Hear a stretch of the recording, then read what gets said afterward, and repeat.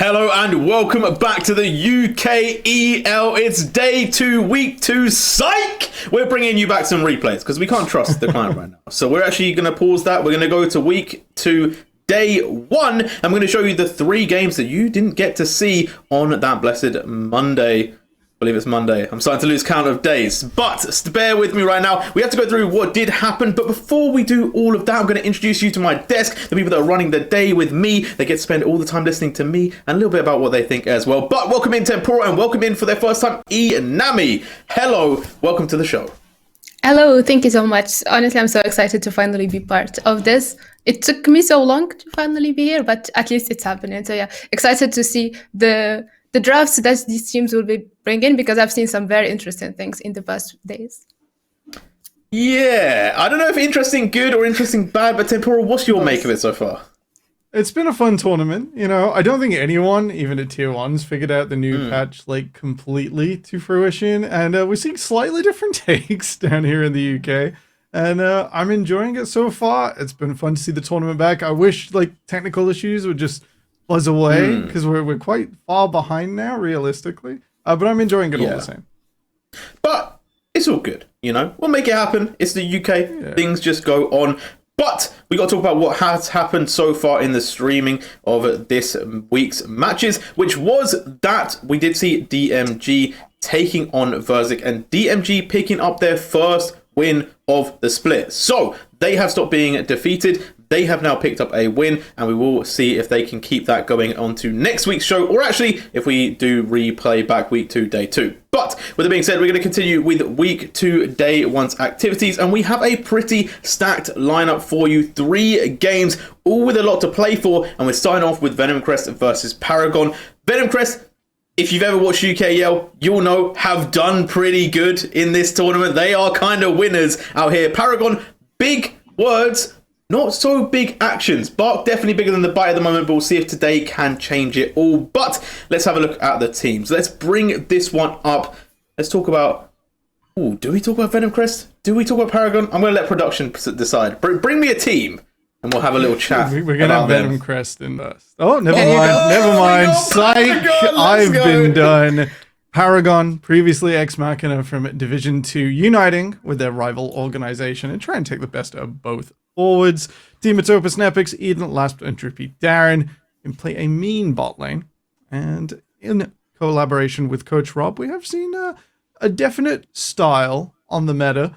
I'm pretty interested to see where this team comes back. They haven't looked completely obliterated in their loss, and I think it's fair to say they are the team with the worst results, but maybe the best early game we've seen so far of the struggling teams.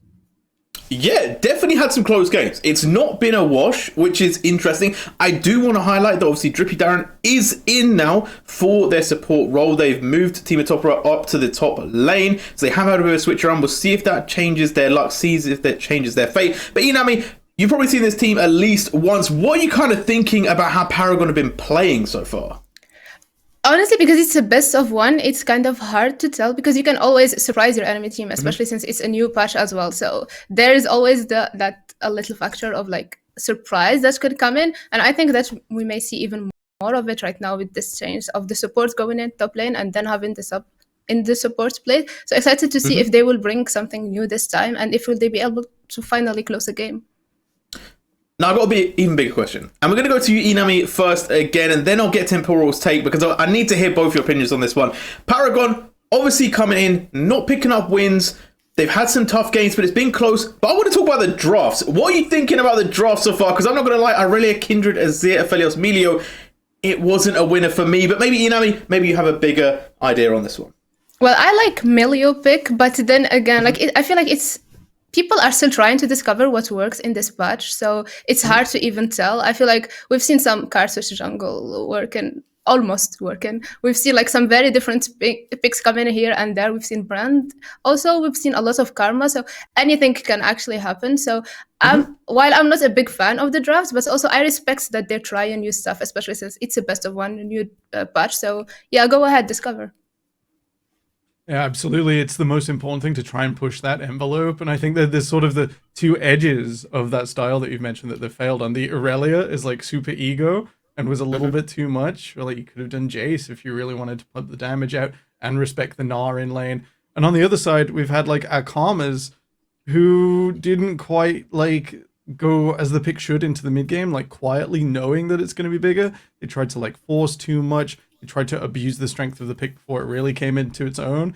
And between these two difficulties, we've got to find a straight line. If you're going to try and cook in draft, you got to execute on your confidence and then your ability to play that champion through.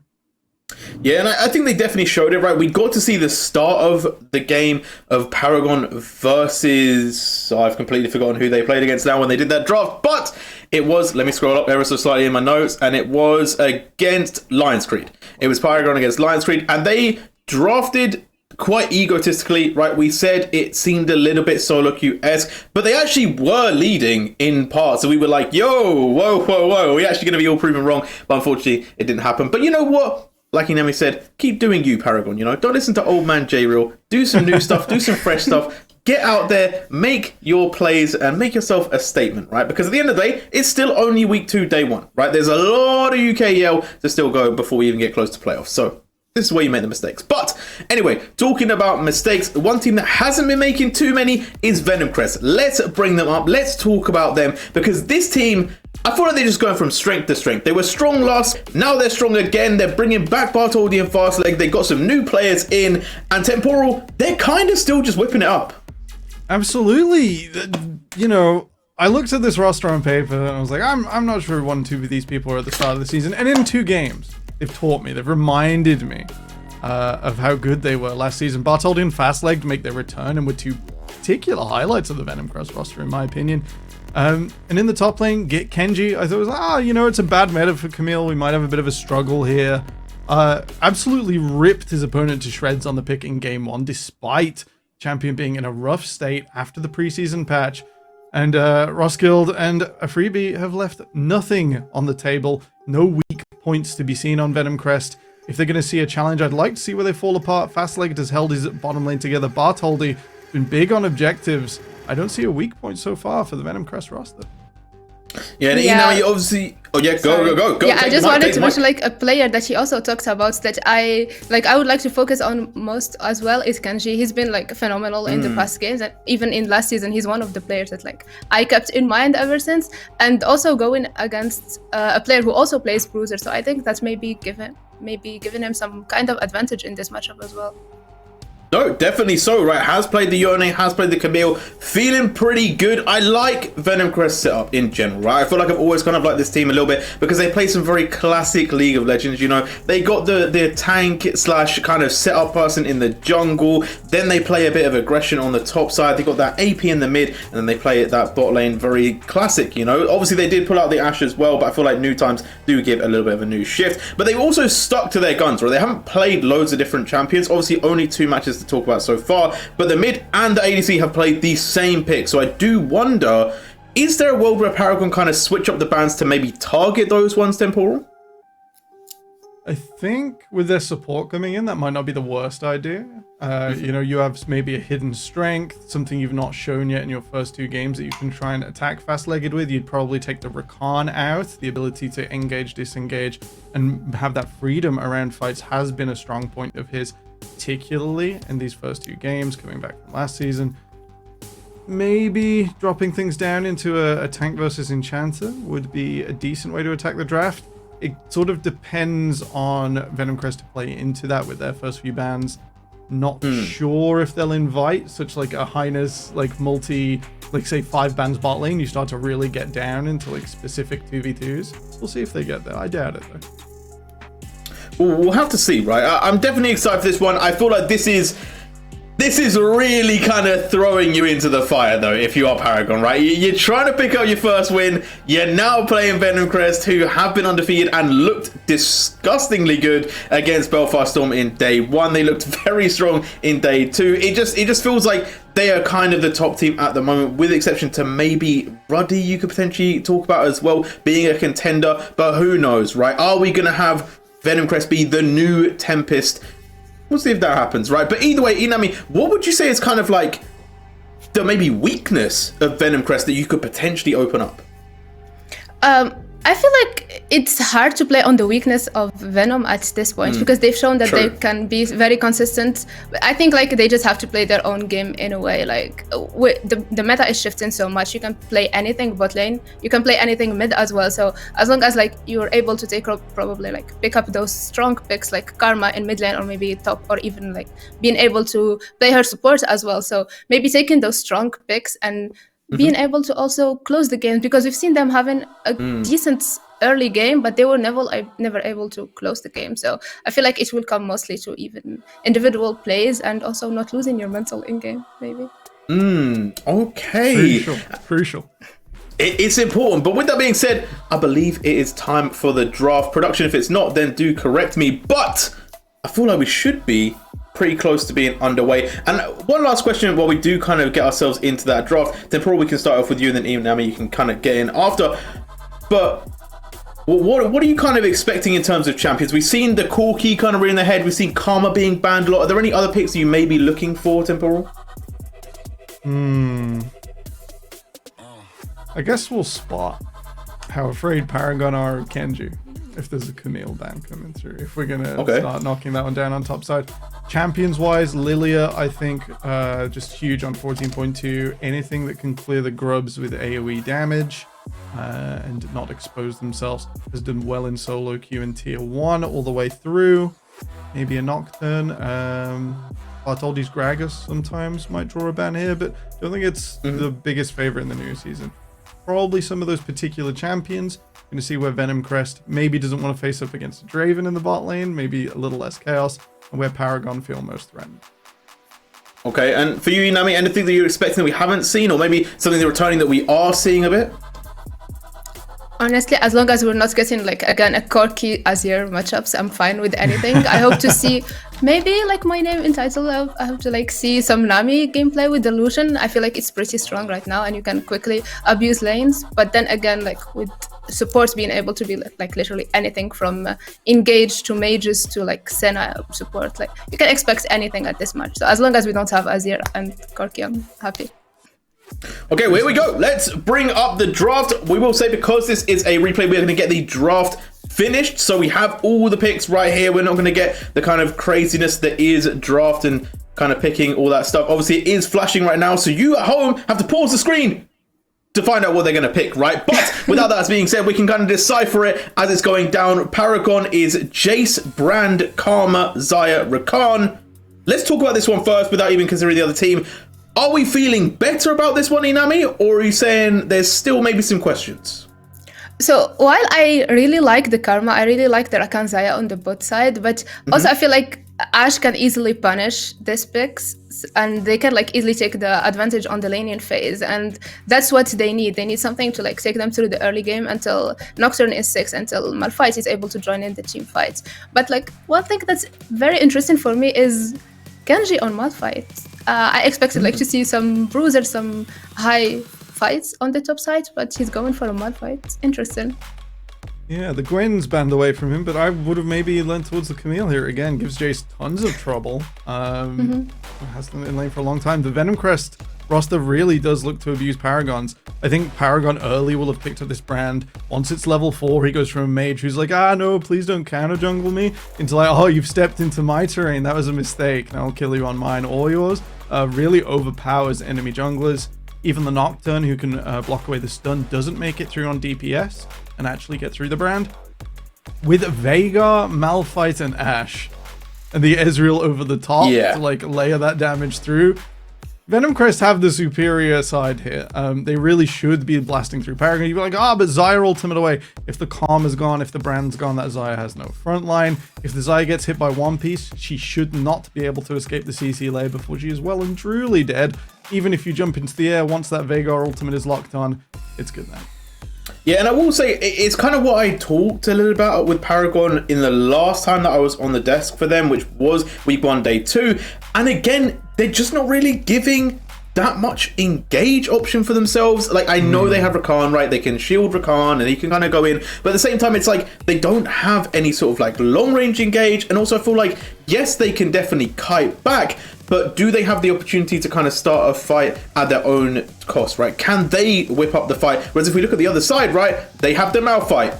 That's it. You don't need any more picks. You've done. The fight has started now. We're here, right? But also, you have the Nocturne. You also have the Veigar. So there's ways that they can play the fight without kind of sacrificing any sort of risk towards the ADC. And they can get themselves in up close. And they don't even need their ADC to get up close because they're playing Ezreal with Ashe. That's a lot of poke already going on. And then we can also got the Crystal Arrow. So it just feels like they have all the tools and they can get the job done. But is that going to be the same for Paragon, Inami? Yeah, it will be hard for Paragons to like execute the picks the way they wanted to. I feel like Rakan and Xayah would want to like abuse a bit the lane, but then if Xayah is behind, then it will be hard for them to play the team fights, especially since like Brand, he will struggle a bit. Ganking in maybe the mid lane with the Karma, unless she hits her W, or like with the Jace, ganking the top side, there is no use to put the Malphite behind. So they have to play on the Xayah, and if Xayah is behind, it will be hard for them to play, or even to reach the Ezreal and the Ashe. So it's a little, once again, like their draft is kind of, what's the English word? Like limiting them, I guess. When it comes to the team fight, and also when it comes to the late game, it will be heavily advantageous to Venom. Yeah, I guess the only counterpoint, the only way I think Paragon to get out of this, that Jace smashes lane if Malphite is absolutely put like 0-5 in the mud. Brand comes up there to farm some kills because of some mismanaged wave states that Bartholdi and Kenji can't fix. If you do get Eden and Team Atopia into such a great position that a Mantra E denies like a full kill through the engage, because they're getting the engage, we've established that's going to happen. If you can't finish someone off, I guess this is a decent re-engage. It's conditional though. We're giving Paragon a lot of leash to try and get away with this. I will say I don't want to beef them though. I want Paragon to keep doing their thing, right? I want them to keep kind of proving us and showing up. So I want to see if they can pick up the win over Venom Crest, but only time will tell. Let's send it over to the casters. It's time for Orbital and Melvin Izzle to take it away. Thank you very, very much. I believe we're getting underway with the game here, which is going to be a lot of fun here. Again, it is Orbital with Melvin Izzle coming in here to cast all 3 games. I'm coming in from NA, but Melvin Izzle, how you doing? I'm doing pretty good. Just had a nice, calm day at work, and I'm ready to chill out with some League of Legends. My favorite there is. Oh, yeah, you know, listen, after a long day of work, we love to come back and sit back with a relaxing game of League of Legends that definitely doesn't stress me out whenever I queue up for ranked, definitely doesn't make me rage, definitely doesn't make me upset whenever my laners tend to go a little bit wonky, but we're watching. We're good. We don't need to feel anxiety, right? I'm neither of these junglers. This is the most relieved I've felt all season.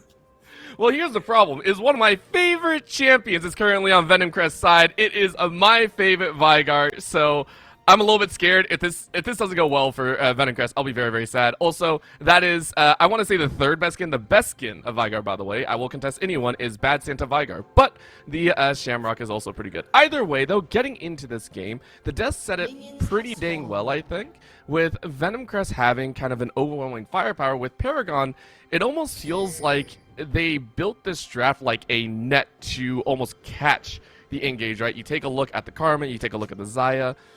It's very much there to almost absorb all of this engage, but I do agree with them. Paragon have got to play this almost perfectly if they want it to work out for them. Absolutely, and I think one of the ways that they can try and get ahead in this game is going to be Snepex on that Brand. This Brand jungle is absolutely insane. Like, one of the fastest clearing junglers we've ever seen. If Snepex can execute properly, we should see them hopefully, starting on the top side right now, be able to harass this bottom side of Venom Crest and look to try and get a lead. Considering we've got this Xayah Rakan, you'd want that to be a place of power, but as you can see right now, thanks for the demonstration, Venom Crest, double range bot lane is really annoying to play against. It's not just that. I mean, you take a look at the Xayah Rakan, it used to be such a high priority pick, right? Like back in 2023, it was almost like the best, or one of like the greatest bot lane combinations you could have. You know, Xayah highly prioritized. But if not played well, it does kind of have that problem. You can see here, they already burned the pot off of last. You're not going to be able to have that. You're still only sitting at level 1, so already Paragon back in this hole, and as you said, Snepex hopefully going to have a good time on this Brand, but if you don't even have lanes to work with, that's going to be a problem. And looking on the other side of the Rift for that, for Venom Crest, Bartholdi, I want to see Bartoldi recognize this, right? I want to see this Nocturne recognize that, hey, I'm pretty much going to have free lanes. I get to gank where I choose. And this Nocturne at level 4 and at level 6, I want to see in the lanes bullying everyone. So I think one of the few times that it's going to be difficult for them to do that is, thanks for the pan here, Eden on this Karma, one of the scariest picks of the patch. It's so annoying in the early game. Standard Karma shtick, if you've seen it, you've seen it. Just constantly pushing the lane gives prio, and the hope is that Paragon can use that to enable Snepex to do some invades, bully Bartoldi, and delay that level 6 for Nocturne that you put so much emphasis on, because it's terrifying, as right now, Snepex is in the river, but they're getting collapsed on. I don't think...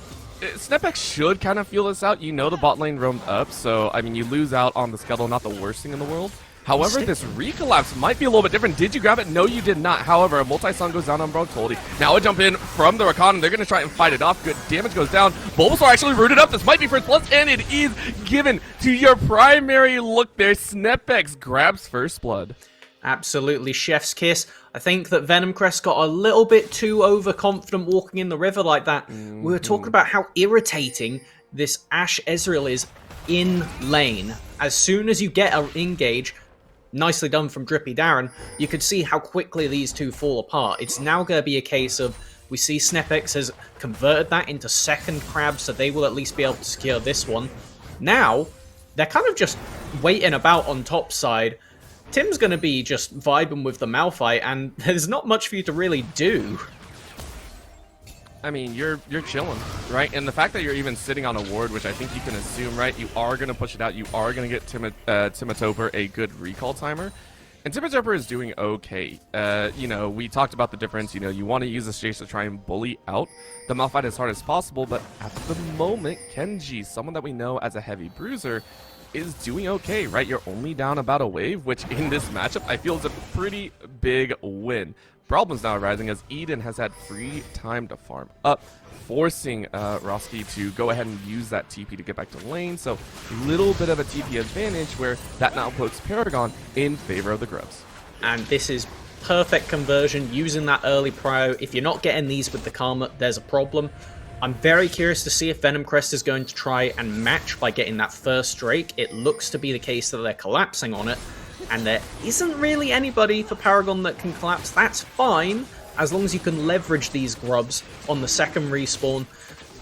You really do need that Jace to be ahead, because when you look at this comp, right, he is the only person that you'd feel confident putting in a side lane, and even then, Bartoldi on this Nocturne is going to make life difficult to play for that kind of win con as the game goes on. That Nocturne, I'm getting ready, Melvin. I'm getting ready, but that's actually big action on the top side as Timatoper gets ulted in, but Kenji's like, bro, I'm out of mana. I got nothing else. Timatoper's like, hey, easy blow. Do you have another charge blast? No, you do not. It is not the explosive charge. Instead, it is enough damage to force Kenji out, but not burn the flash. Very important to note. I think the logic behind that one is because Tim had just TP'd back into top lane, you're just going for an all-in, burn every resource you can. Kenji confident he's not going to die to it, but now he's going to be able to take control of this wave and do what he wants with it. If he wants to try and freeze it in front of tower, he can go for that, or if he wants to push it back out. Considering you're really not going to get played to for the bulk of this game, you really do need to take like every opportunity you can get to just make sure this Jace isn't free farming. Yep, it's just kind of keep that at a standstill, and at this point, it now leans into Venomcrest once again. Level 5 still on Bartoldi, but after these next two camps should hit level 6. So if you are Venomcrest, where are you going to be looking? Because you know that Unstoppable Force is down, but where are you going to start leaning towards if we want to see Venomcrest start to take control of this game? Well, it's kind of like what you're saying. It's really just pick your choice. Every single lane has amazing gank setup once those ultimates for the Ashe and the Malphite are online, or the Veigar cage at any given point. I think that for me, it would probably be mid is the most gankable. When you consider Xayah Rakan, Xayah could use that ultimate to get out over the arrow, so it kind of makes it a bit awkward. Eden is stepping up here, though. And trying to find out a little bit of an extra hand. However, you are in a dangerous spot. You do have flash to get away. However, the fear is going to keep you in range, trying to turn around. No stun to come down, and that's actually going to be the Event Horizon down. You are going to go in with Paranoia, and you do pick up the kill. A little bit expended there, but no flashes. Meanwhile, Eden is down for the count. Little bit of desync from the Paragon mid jungle right there. Eden trying to get vision to spot out this Nocturne, but just a slightly inopportune timing, and Snepex are still finishing off a camp. At least the brand's going to be able to eat the mid. Oh! That's our Sorry, goat, baby. Kenji, That's our that's goat. going in the montage. That's absolutely going in the montage, by the way. Oh, that, you know, the last one made sense to me. That one, oopsie daisy. You know, everybody gets one. It's new season, you know, Malphite, new champion, and all that. Yeah, totally brand new. I mean, that old man, it should be hard to hit. I mean, terribly difficult. Slow as a boulder, slow as a boulder. Anyway, taking it a bit away from that because it's probably going to convert into a plate, not be able to punish, but outside that, I don't think much else is coming from this top lane in the near future. No, I think we'll leave it as is.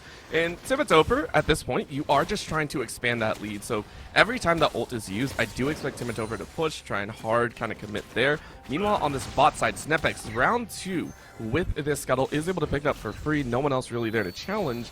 And Paragon, it was discussed on the desk, Paragon actually have a pretty good early game setup. It's usually the conversion into that mid game that kind of stifles them.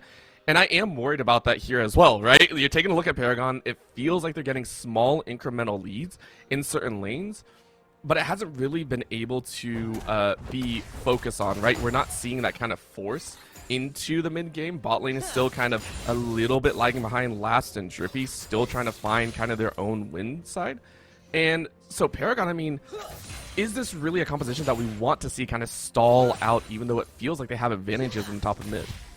I would say that as this drifts on into late game, it's going to get really difficult for Paragon, with a small exception. I think if Eden itemizes into heavy support items, like the Locket, like the Redemption, then there is the potential, even the Mikhails actually as well, for like Ash Arrow, Vigar Cage, to survive Venom Crest's burst. If you don't have that though, I think Paragon's going to have a real rough time as the game goes on. Venom Crest with a really nice draft for being able to just mitigate Paragon's early strength. I mean, that wasn't the use of the Ash Arrow I was thinking, but you do have a lot of impact across the map between that. Okay, let's go. It wasn't able to stop the 5. It got but one. You get one. Yeah. It got one. It got one. So you know what? A freebie gets a freebie, if you will. But I do agree. I am curious, though, because we also take a look at last. Normally with a Xayah, I do agree that there's so much engaged to come out. I'm surprised Last didn't go cleanse, right? Like, you take a look, I understand you had the Featherstorm, but it's only one. It feels like against this comp, you need like 3. You need 3 ways to get away. So I do agree, Eden may need to itemize into a little bit more safety. However, I wouldn't be completely opposed to going damage as well. We can actually see Roski building into a little bit more safety, but Kenji... Ult was up, Flash was ready, and this time we didn't even grab it because it was so dang quick. You know, I actually saw a highlight from the LCK earlier where it was a Rumble diving, they miss ultimate, rebind the key, and then get the solo kill. I think that's what Kenji just did, as this dragon is getting accosted by the entirety of Paragon with that TP coming in. I mean, they're frustrated, right? Timotopper lost on the top side. You're not going to be able to get back for wave, really, so you do want to help secure this objective, and I think it's appropriate. Of course, it's only a Cloud, so you're not worried. And guess what? Venom Crest, now, instead of only getting 2, may get 3 stacks of the Infernal. That's pretty good. When you look at both of these teams, there's a lot of amazing users of just the raw damage you're going to get. I mean, I think that the most appropriate one to talk about, for you at least, is this Vigar. He's doing pretty good. He's eaten good this season with the changes to mage items. I mean, I would agree. However, it still takes scaling, right? That's the other side of it. It still takes a while for him to get online. Here's the fun part, though. And for those that don't know, you see the feathers on the ground. Those are actually Infernal stacks that you can pick up for extra cooldown reduction, or ability haste, if you will, for all the newcomers. I still call it cooldown reduction because I'm an old head, but that's one of the fun changes. So, yeah. There is, I do agree, Vigar loves this change. However, you're going for a lot more safe build, right? The Rod of Ages being built in. This is not the hard burst Vigar that we normally see, meaning Vigar will actually spike a little bit later on into the game. It'll hit hard and you'll be able to survive, but you are going for that survivability factor more than you are going just raw damage. So for right now, we'll keep track of that. Eden, of course, fluctuating between top and mid after that TP from Timotopper, being able to pick up waves 114 on the CS, plus, of course, but the Malignance going ahead and being built. absolutely amazing item, and I think it's one of the big reasons that It's Karma so is broken, so I'm not gonna high. lie. It absolutely is. For those that don't know, it's got ultimate haste. Karma loves spamming ultimate. When you hit and deal damage with your ultimate, it leaves a little puddle underneath the enemy champion that drains MR, which, shockingly, is very good for Karma as well. Absolutely great item. I would not be surprised if we see Veigar potentially build into one later into the game with how good it is for those mages. Brand as well, potentially. We'll have to see, as right now, I don't feel good if I'm Jace. Nope. Timatoper is no longer the Timatop. This is going to be Timabottom here as you are deleted. Bartoldi picks up kill pretty much for free. First one of the game, but easily enough control into Venomcrest. And, I mean, what are you supposed to do? And this is, I would say, probably the biggest failing with the comp for Paragon, is they are a team that has one engage, being the Rakan.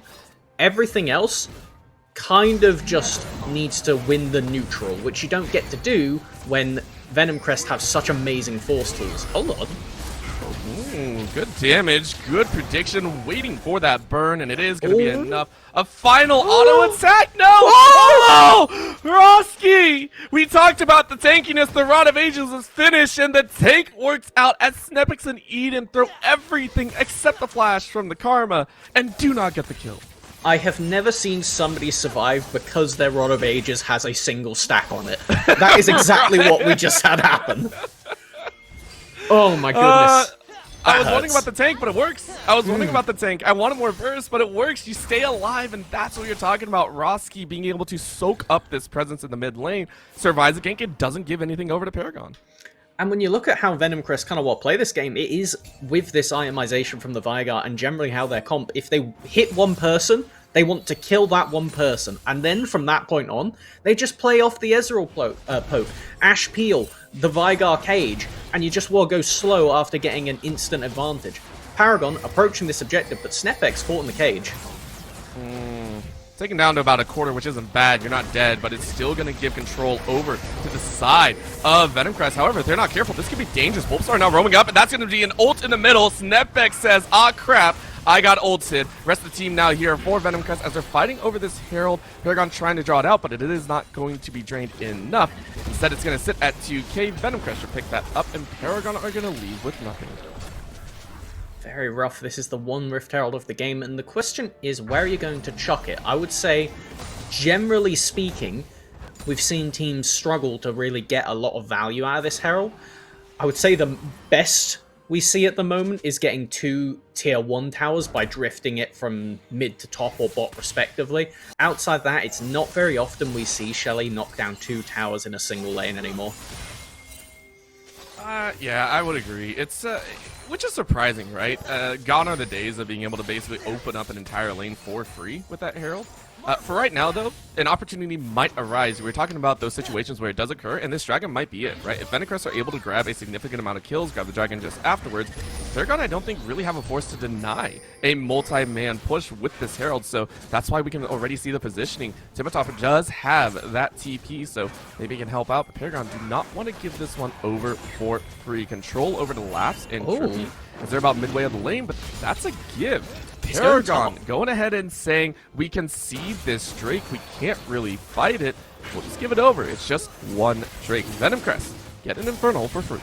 I really don't like that. We were just talking about earlier how much Paragon struggles. Hold on. Oh, sadness. Oh my gosh. I can hear Numb playing in the background after that. Kenji Shot is 1, 2, getting and collapsed 3, on. and they're dead. Yep, and Kenji now trying to get a kill.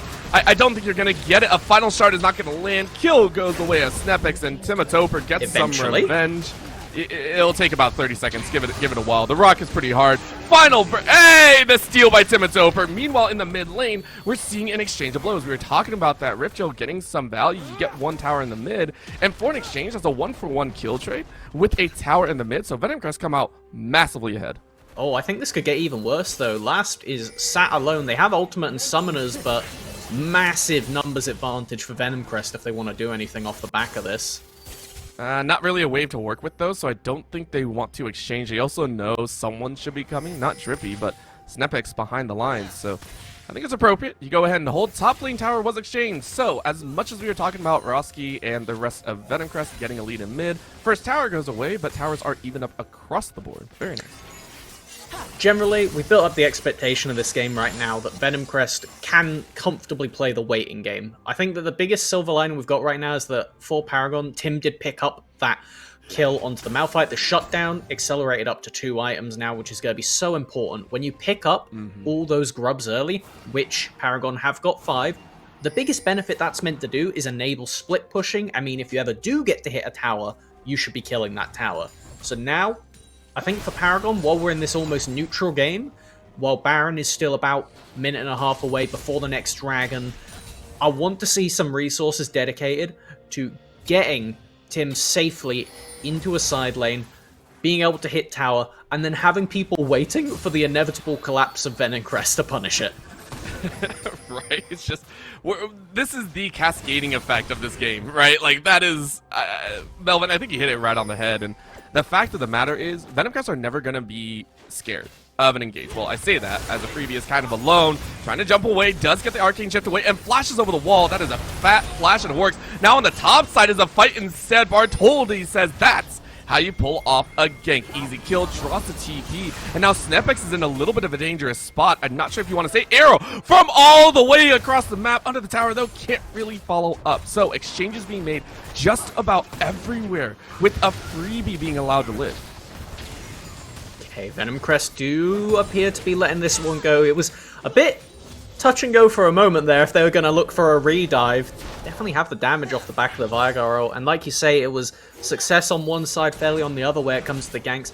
You did get the Ezreal's flash at the end of the day, but it's still Ezreal, probably the hardest target to actually collapse on for Venomcrest's comp. So with this next dragon spawning in a minute 50, I would be surprised if Venomcrest forced the Baron before then. Paragon now have something to play for. This Ezreal doesn't have flash. If they ever use that arcane shift before the objective spawns, Paragon need to be jumping on them. You need to get Alfrebi out of this game and try enable us to start hitting frontline, because otherwise this is going to be so tough to play for. I also think for Paragon, you need to stop assuming that you can get a kill, because this is what's going to happen. This is an easy pickup as down goes the brand. And it's something that I noticed earlier. Paragon, the reason Roski actually lived earlier was because Eden was trying to give the kill over to Snepex, right? Trying to conserve a little bit, trying to play up. Whereas on the bot side, Drippy and Last both did not use their flash. I understand it's only one, but at this point, you gotta feel like things are not exactly working in your favor, and it's leading to this increase in gold, right? We're now sitting at about a 5k gold lead for the side of Venomcrest. They are getting further and further ahead. Paragon have to realize they're gonna have to start taking not exactly the best choice, but what would be considered a more advantageous choice, even if it means blowing a flash or losing a single summon sword. Because I think I would call even a difference here, and that's what I was hoping for. Like I said, burn that flash to get the kill. Well done. Trippy goes in, picks up the kill on a freebie, and that also burns Bartoldi's paranoia as well. That's really good to see. With the teleport down, it means that Paragon should be able to posture for this objective. Tim does have TP, and with the Nocturne ult down, there's no way to deny that. Question is, what are Venomcrest going to do? They know they're going to have a numbers disadvantage, at very least for the spawn of the objective. No Nocturne ult. It's going to be very hard to steal. I think it's okay if they want to give it, but they are posturing as if they're looking for any kind of exit kill on the objective. Considering how quickly Snepex died, maybe they could go in. However, Bartoli is actually the one caught out. Good flash out to save, but now you're kind of lost. Of course, you are just baiting timer. You do have Kenji on the other side, which means Paragon can't actually take this easily. Remember the engage when this Malphite is too strong.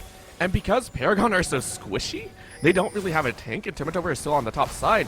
You're not going to be able to get much. Dragon started up by Venomcrest, so Paragon, even though they were there first, are on their way to look for a steal. It's down to about 5k. Maybe they pick up. No, Snepex tries to go in. That's going to be a punch. Good smite from Bartoldi. And this is the problem. You can't even look to punish any further. Kenji could just TP to this top lane. All it takes is a bit of coordination on the Ash Arrow, and suddenly Tim's just dead in a side lane. Like, what are you supposed to do against this comp? I really love what Venomcrest have going, because not only does this comp really shut down the way we expected Paragon to be able to succeed, snowballing off that early game, But the fact that this comp that they have wants to play for side lane, it means that Venomcrest just always have an answer, it feels. There's nothing for Paragon to do if they can't win an objective fight, and they don't seem to want to take it. And I don't like that, right? Like, you look at the comp, you look at the current situation, they're not in a spot to just be handing things over willy-nilly. That's going to be a flash off from Bulbasaur, but needless to say, I'm sitting here going, I mean, really, what are you playing for? Are you waiting just for Snepex to get super strong and pray that you can blow through the opponent? You take a look at the tankiness, the raw damage. I mean, even Kenji, who is supposed to be building armor, by the way, only has a Sunfire and boots that are armor based. You already have that extra shield behind.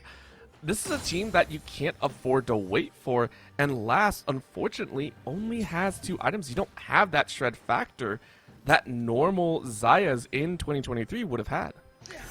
I'm very curious to see if Lost will even be able to itemize into that Lord Dominic's Regards or similar pen item at this point, because, I mean, we take a look at the time of the game, there is 3.5 minutes before you are staring at a soon-to-be-completed Rabadon's Vigar with 3 Infernal Dragons, Infernal Soul. Does QR just kill? Probably. You know what does kill, though, is a couple arrows, a rock to the face, and maybe a bit extra. However, fast-legged is not fast-legged here. Gets shut down and killed. Snepex goes over the wall to cut away, and Tippetover's alive, so Kenji's actually on the run. What a collapse from Paragon to save their top laner. Kenji, though, is very, very steady. However, you don't have much at the take. You already lost Flash. You already lost ult. At this point, it's just a matter of time. Now, what can the rest of the team get on the other side? Bot lane is pushed. Nothing more so a big win for Paragon as they grab 2 kills and lose pretty much nothing for it. Oh no, hold on. I talked too much. Cassicurse, I apologize. That's my bad. You did say a counterplay on the other side of the map, and now they're face checking into the bottom lane of Paragon, this spot of shining light. Will they be able to walk any further forward? No Ghost on the Xayah. Oh, flash forward. You know what? It's an expended piece, and Roski has to burn theirs, so maybe you can get some more. Snepex ready to go, and this is something that they want. Up goes the Featherstorm, and maybe you can recall. Multi-stun goes down, double knock-up to land, and the burn works wonders. Last comes in, and now it's trailing. Paragon are currently fighting for their lives. This could be the turning point. Arrow from downtown lands, but it's not going to be followed up. Last ready to duke it out. Level 13 versus level 13. In comes Fast-Legged. You died earlier, but you tried to fight it out. The fight is continuing. Freebie is almost low. Feather's not going to reach, but Kenji's ready to go. You came back alive. The ult is ready to fire, but Last gets shut down. A Freebie says, I am the sniper. Paragon thought they had the dubs, and yes, they got the shutdowns, but Venomcrest come out with the kills at the end of the day. That fight started at the top side, Grump, and finished on the other side of the map at that, Grump. That was absurd how long it went on for. And I mean, I have to say, I like what Paragon was doing between Drippy Down and Last Chase that entire way across the map. Kenji had time to respawn and TP over there, but at the end of the day, you take a look at the summoners across the board now. Objective fight coming up very soon. If Paragon can't repeat that in front of the Baron, in front of the Infernal Soul, then this game still gets further and further out of their hands. It's showing that they have still got legs and they can fight, but it's just so difficult to find the angle. And the crazy thing is, the angle might come from the fact that we really haven't seen Eden this entire time, right? You take a look down the line, and everyone's been fighting. You look at Timbertoper, Snepex, Alas, and Drippy. All of them have been fighting. That entire fight was with Fort. Eden is still 0-3-0, and unlike what you were saying, is not itemizing towards that support. This is raw damage, so even though you're not going to have that safety factor, the actual factor comes in that Paragon are just missing a large chunk of their damage source. So this may or may not be the swinging point that Paragon needs. However, as you said, this Dragon with no summoner spells really up is going to be that game changer. Everyone currently gathered around. Eden still on the top side. Doves have TP, but Drippy in a bad spot has to flash away. That feels bad. Arrow does land, but I don't know if they can follow up behind. Yes, they are. They do catch up. Evertoldi's caught up. I'm not sure you want to be there. That's a flash out, but in goes Kenji, and Kenji shuts down Snepex. Big kill for the big objective. That's jungler down. There really shouldn't be any way for Paragon to contest this. I don't know what they're going to try and do here. You can't hope for a steal off of basic abilities. Bartholdi, it's all down to your smite here. Just don't whiff. There we go. Oh, just so nice. And honestly, Venomcrest, we might have sat there going, man, it might be close, but Venomcrest were never worried. Infernal Soul already set at 27.5 minutes. It took them a while to get here, but for a comp that scales this well, I figure nothing but Venom Crest. Now looking at this Baron, standard Stalker here, just ready to go, and out goes Timotopper, but Timotopper, you can't fight this. Roski picks up their 5th. Arrow is going to go wide, but real question is, how long have we got until that Malphite ult is back up? About 3 or 4 seconds. Nocturne not far behind. The turn potential is here for Venom Crest. Oh, very nice Feather Storm. You're able to be saved, but everyone's turning around. I'm not sure this is what Paragon wanted. Bartoli, though, says, ah, crap, maybe I walked too far. Snepek's taking very, very low. You know what? It's a trade out. You stop the Baron, I think. So, Paragon, you didn't lose anyone else outside of Timotopper. And Venom Crest can't do this Baron. You got to call that a success for Paragon being able to at least walk away, not having the threat of that Nash. But we take a look at the inventories. Roskilde on this Veigar has just picked up the component for Banshee's Veil. That Verdant Barrier is a 1-minute cooldown spell shield. Not as good as the full item, but it's going to mean that you can't land that reliable poke. You can't hope for that Rakan engage from afar. One less target for Paragon to go for. And I think that this is a fine desperation play if you want to force the Nash, but we'll see if they can actually do anything about it for Venom Crest. I mean, it's burning down pretty quickly, so maybe you can do it. However, the rest of the team is coming in. Roski won't be there, though. Keep that one in mind. Big, big damage as well as the Event Horizon. Arrow does lay it on the side. That's big, but they do burn it down. And now they got to get out. Flash in from Kenji. Gets a double knockup, but can they get ults or kills? That's going to be a sacrifice coming in from the side of Jimmy, who still gets a kill behind. And you know what? They live with war. Now can they get away? That is going to be a channel out, and you do. You get away with 4 Baron Butts. Paragon make way like bandits. Drippy Darren is the getaway driver of your dreams, holding off the door to keep Venom Crest away. 4 recalls with Baron is so good, and far more than I think Paragon had any right to get away with Kenji's flash ultimate on the Malphite right there. We've got 2.5 minutes until that Elder Dragon spawns. Basically, all the building we've done, all the stuff we've established, goes out the window when a team kills that dragon. It doesn't matter if you're ahead, it doesn't matter if you've got map lead, you kill that Elder, and suddenly you can ace the enemy team and just waltz down the base. Paragon have got another chance in this game off the back of that Baron. And I would actually give it that if they do get Elder, this actually leans into Eden's late game a little bit more. You can see the items ramping up. You're going to be building Rabadons. Those empowered Qs are going to be so destructive. And again, they haven't been around for a while. Paragon have not utilized Eden that much. Only 0-3 and 2 in a 22 kill game. So low. So if you forget about Eden, that's a danger. Venom Crest do have to keep this one in mind. Yes, you have the burst as well. You have the engage tools. You have that power behind. But you do have to put a little bit of respect. And honestly, Kenji going in there on the Baron, it wasn't bad. Don't get me wrong. You could have followed up with Bartoli as well. But I'm not sure if you should be willing to have that sort of a trigger-happy stance now later into the game, or even in a minute and a half when the Elder is up. So I'll be very, very curious to keep watching that and see how that plays out. Absolutely. Not be able to just buy a real cheap 750 stopwatch anymore means engage champions like the Nocturne. You really are live or die by the sword when you go in at this point in the game. If you're Paragon, at this point, it's just conserve your summoners and fix the lanes. We see another very early pair of TPs from Venom Crest into mid. This is how they manage to get advantage on that Dragon's Soul fight. Will they be able to replicate that now with this infinite prio down mid? Just fish for a pick, fish for a flash, kill Snepex, and what on earth they do?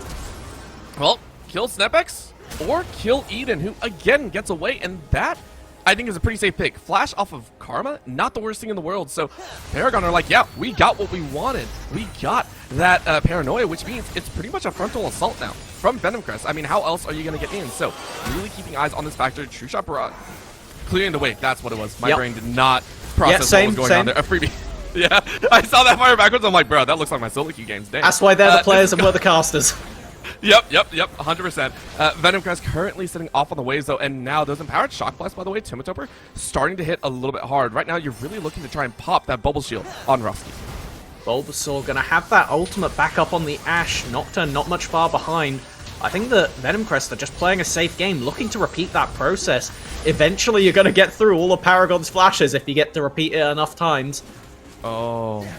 I mean, I would say yes, but they're completely blind. Take a look at the vision. There is no vision for Paragon's side, so they have to go into this blind, and that's going to cause a problem. That's going to be a nice little hit there. Tree Shot Barrage lands as Drippy goes down to Roski, and now in goes the Paranoia. You are going to be able to fight your way out. Last trying to shred through every single one. Featherstorm over the wall. Jungler Rico gets the jungler, and that might be what you want. Timotopper trying to find out a freebie, but not going to have it. Instead, you're trying to peel them away layer by layer like an onion. And it's going to be both junglers down with Drippy as a secondary Paragon living on 3, but Venom Crest cannot continue this dragon for right now. As the moonlight touches this Paragon comp, there is no ogre left in the river as they walk away, able to survive. Venom Crest, you have numbers, but you don't have a jungler. This is scary to go for this kind of flip. Oh, that is real low. It stopped. That's pretty cool. Oh my gosh, and that was a huge empowered Q. I was talking about this. Eden is actually just full damage. You are able to kind of chuck him out, but it's going down very, very quickly. This is 3K, down to 2. I think they got it around the corner. They're going to power to work, and that is going to be the grab of the Elder Dragon. However, the kill on the back end only leaves it on 3. How many more can you get? Eden is going to go down. Kenji picks up the 4th, and it is going to be that big dub. Venom Crest get away with the Elder, but definitely not as clean as they were hoping. 60 HP! 60 HP on the Elder! And the Q from Tim was coming from downtown. That right there is the defining moment of this game. If Venom Crest take the W, that could have so easily gone the other way. Tim would have been in front of all the enemies, low HP, 1 auto away from death. Now, Baron, up in 55, Paragon. There's no right way to play this anymore. Anything you could get, it has to be grimy. You have to be looking for angles that do not exist, and you have to force something, because otherwise, Venom Crest, they're going to stroll down mid, just like we saw them do, set up for that Baron, just like we've seen them do, and then walk down with triple super objectives. Oh no. Oh no. Oh no. The catch of dreams right now. SnapX in a bad spot. The nightmare continues for them. And what was a dream for Venom Crest? Paragon lose out, well caught. And with that massive damage down, as well as the jungle smite, Venom Crest have free roam for Baron. Got to commend Venom Crest's target selection this game. They are playing a comp that... Aaron is just horrified, by the way. They're playing a comp that requires them to pick the correct person, because they only really get one shot, and they have hit it basically every time. It's just never ending. I hate it. I hate it so much, because I wish this is what like my games were like. Last as well as Shippy are trying to follow through and clear out the way, but it's not going to work. In goes a W, just barely on the edge, but it is enough to slow them down. A final shot works as Roski is on a rampage, and with the vision granted, it is the Paranoia. You don't really got anywhere else to go. The fear will be your last cleanse to come out. Are the feathers actually going to work? I mean, Elder Dragon is down. Okay, you give it Odor a freebie. That's enough. The bot lane of Paragon is dead. Okay, but there's no minions in mid just yet. With that respawn on 48, Paragon need to clear at least one mid Baron wave if they want to keep the game alive. And they're going to have to do that, once again, facing down Malphite ult, Ashe ult. It's a horror. I wish you luck, Paragon. I don't, because that's multi-stun. That's an easy kill. The snipes from downtown make it happen. SnapX is run out of mid. It is going to be the burn, though. At least you got that fast leg. However, this burn should be the best. SnapX and Timotopper are going to try their best, but Venom Crest looking to bite down on another victory. That's going to be a triple knock-up here, but look at the raw damage. They just do not care. Venom Crest smelled the victory. They fought hard, they fought well, and they fought clean. GG to Venom Crest. My god, that was stressful. Oh, that game looked like it was going to be a clean walk, and it turned into a 36-minute double Baron, single Elder, full soul. Well played. Scary, though. I have to agree, and it lends itself and falls into this space of, I think what the devs really put well. Paragon don't know really how to play this mid-game, and yes, you can still test stuff out, but it came out in full force. It felt close. It felt okay. I won't say ahead, obviously, because there was never a point where I think they were up above a 2K lead, but it just felt off, and I personally would love to see their improvements over time. But right now, I mean, Venom Crest are literally the team that are just like, we got this dog in us right now. We can do whatever we want. And I gotta ask you, was there any one person that really stood out? Because it felt like everyone on Venomcrest's side really did their job. That's a toughie. I would say probably. The thing is, the comp is so team reliant. If I could hear comms, it would be really easy. I'm gonna say Fastleg because the Ash arrows were really how a lot of those engages started.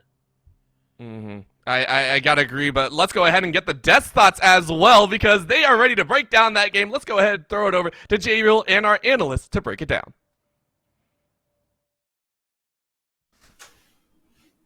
And we are back, and to be fair, they always be looking strong, but I'm not gonna lie, Paragon, they're showing so many signs of potential victory here that is just so sad. They are just a little bit close, and they win those games, and I'm here to see it. You know, keep doing you, Paragon. I'm hoping they're going to start the snowball rolling soon, because this is a team that I feel like deserves to pick up wins, but Venomcrest, they were just a little bit too strong today. And with that being said, Inami, talk to me. Was it composition? Was it the way they played? How could they have maybe changed their fates? Well, when it comes to Paragon, as you said, like they were doing like a really decent early game. They even were able to get the first blood early on. But then again, like one of the win conditions they had is, aside from Zaya, who did pretty well, but also we needed the Jace to be ahead. And that's something that didn't happen. We've seen a solo bolo coming in from the Malphite, and that puts them even more behind. We've seen at some point, I think Jace was 1-3. He lost his tower early on, and that was so tough for them. Also, like a bit unlucky with the Drakes as well, because we've had so many Infernal Drakes on the side of Venom, so that gave them a lot of advantage, a lot of damage coming in from this team. And on the side of Paragon, we just lacked anything that can tank for them, or anything also that can give some kind of engage. So yeah, it was a bit limited. I hope to see them like keep doing them, like playing their own style, but maybe some luck also was lacking from their side. Hopefully they'll get better games. Yeah, no, indeed. And let's talk about one of the crucial components of why Venomcrest, I feel like, secured the victory. Let's talk about Kenji. Let's bring up some stats from them, because this Malphite was just doing bits temporal. He did really well. Gonna get those stats as fast as we can. Not quite ready yet. I think in this Malphite's position, you sort of had to make that decision. Where you're going to suffer slowly and silently and then be that tank. That's kind of what you'd assume was going to happen here. But instead realized that the brand was not all up in his lane, and that Kenji had a little bit of freedom to move. And with the 2v2 with Bartholdi coming up and using Paranoia on the first cast, it was enough to really get the Malphite rolling, be a huge part of that later game, and time again was the initial layer for the Ash era, for the Ezreal ult to come over the top. Yeah, indeed. And I feel like it's a situation where Kenji has been consistently good, right? I mean, you talked about it a little bit earlier, how this player has just looked really, really insane, and how they just keep performing even when they're not on those kind of like heavy damage dealers in the top lane. They're still looking good on the Malphite, still getting those solo kills as well. So definitely one to watch for the future. But Venomcrest, I feel like they had a lot of stars. I feel like everyone played really well. I do want to look on to the bot lane though, because I feel like the bot lane for both sides really were able to kind of do what they had to do. Obviously, last versus the freebie. Like, Inami, talk to me a little bit about these ADCs. Yeah, we expected that to go that way from Venom, but from Paragon, it's like needed some more work for the Rakan Zaya to be able to get some kills. And Zaya was honestly like doing pretty good. We've seen even the Rakan doing like some very clean engages, or like being able to zone out the Nocturne and zone out the enemy team from being able to go to this Zaya. And we've seen some insane flashes from Zaya as well, good ult timing. But when you're playing against a team that has a Malphite, that has a Nocturne, that has a Veigar, there are too many things to watch out from. She's been doing so good, but it's just not enough when she's the only heavy carry that her entire team is counting on. Yeah. Yeah, it's obviously it is what it is. It's a sentiment that happened. We have to kind of live and move on. Venomcrest pick up their third win of the season, that 3-0. Paragon still searching for their first. Will it be the next game day? We'll find out as we move forward into that one. But let's move on to the second matchup of the day. Let's bring on the second game that you'll be watching at home from week 2, day 1. And this versus Belfast Storm. So I would say two teams that we have known quite a little bit about, right? They've been in the UKEL for the last split, right? They're names that we all know, some may even love. And it's a sentiment where I feel like these teams are going to be able to bring quite a lot. Now, Belfast Storm, for me, they're who I want to start with. They've kind of looked, as the name would say, turbulent, right? They had a day one, but then a very, very strong bounce back into day two. Temporal, what is your kind of take on this team? And obviously, if production are ready, let's bring up the names. Yeah, I think a bit of a mixed bag so far. Limsey, still cool, calm, and in control. Pretty happy with how he's played so far. The rest of the roster, I think, still getting their style together. Still getting maybe what they want to do across the map and who's responsible for what, really locked in. And that was sort of the difference between their first win and their first game, where they did not manage to succeed across the map. It's who's going to be up in the front line, who's scaling, who's going to be played towards with the jungler. It's still a little bit messy, turbulent, a great word for it. And I think as the split goes on, it's quite likely they're going to get their stuff together, decide which way they want to go. It was similar for Tian when he mid-laned for DMG UK last split, and in the revenge match, came out on top. We'll look to see more of that today. Yeah, we do indeed. And Inami, what have you been making of this team so far? Obviously, as I said, very, very tough watch on the first day. Very solid one on the second, where they had control. Yes, they did go quite long. It was like 35 minutes-ish, but they never, ever gave up control. Well, a word that Temporal used that I like is turbulent. It's something that I like to see in best of ones, because that brings like the unpredictable side of it. So we can expect any picks coming in from them. I see that we had a role swap from mid to bot lane, so we can expect even more variety when it comes to picks in the bot side. So like my expectations are so high, honestly, for this team. Yeah, no, I'm feeling like they could do a lot, right? I feel like they're a little bit dark horse at the moment. They're a little bit in the shadows. They're a little bit like, you know what? They're a mid team that could start to take up on those top spots, but we'll have to see. But they're playing against RUD, a team that everyone knows from NLC to UK. People know about this team for one reason or another, whether it's the hashtag RUD up or other reasons, who knows? But this team is also a team that if you've ever watched UKEL in the past, you will know. They are the exact same roster as before. They're running it back again. They're here once more. And they did pretty last time they were here, right? They came third in the regular split. They made it to the finals in the playoffs. Can they go that one step further? Talk to me, Temporal. They went that one step further. Were the best performing UK team at the RPS, the NLC promotional series, even if they did eventually fall to winners Rich Gang with a frankly overloaded roster for the level of play. And they also came second in Insomnia. RUD has had a fantastic winter, and they look to push forwards in spring. They are the big dogs. They are the strongest on the block for now. We'll have to see when they meet Lions Creed and Venom Crest as to whether they're challenged. Today, I think they're the favorite up against Belfast, who are still getting it together. They're the opposite. These boys have been together a long time. They're comfortable. I think the new season suits them really nicely. Ketsuo has been able to play some Yone, been able to play some of his favorite picks. The rest of the map coming together. Akers on the UD looked so good last week. We're going to see some more of it today. And Inami, if you're going to know any team in this league, it's probably this one. What is your take on RUD so far? Well, honestly, they surprised me, and that's something I didn't expect from them, because like I expected to see some engaged supports last time, and also to see like Sin on Twitch or like some hyper carry, and then I see him picking a Zyra bot lane, and then go in double support items. So honestly, this is one team that I enjoy watching a lot. So I'm hyped to see what they will be bringing on this game. Indeed, we are ready to see what's happening. But before we go into draft, we're going to leave the RUD Esports page. We're going to bring it back to us. And then we're going to swiftly throw to a break. I baited you. You just got to see our faces one more time. But we're going to send you to a break. We're going to go for 5 minutes. And then when we come back, we'll talk about draft. We'll have it all on screen. And then we'll see the second game.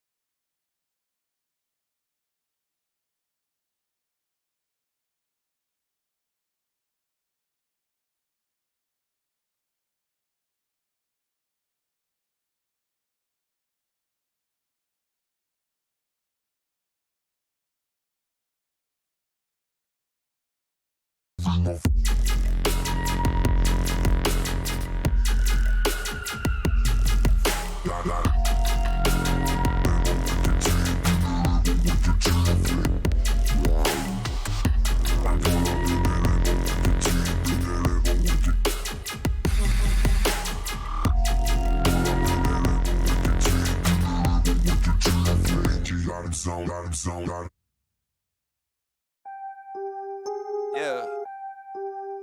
Yeah. After I get it, I reinvest. After I get it, I reinvest.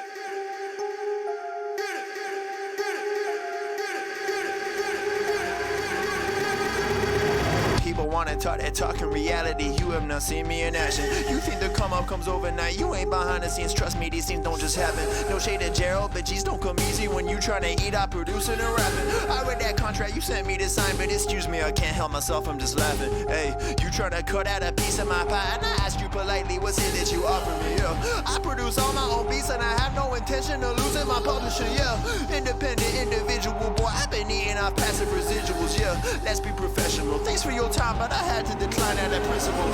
I've been scheming up a plan, hey. I've been saving all I can, hey. You could call me David Ramsey. The way I handle these bands, hey. We ain't messing with the old model. New era, new kid, we full throttle. Just know that the come up is not a flaw. My amigos, they focus, know what to do. After I get it, I reinvest. After I get it, I reinvest. After I get it, I reinvest. Stack and put it back in it. After I get it, I reinvest. After I get it, I reinvest. After I get it, I reinvest. Stack and put it back in it.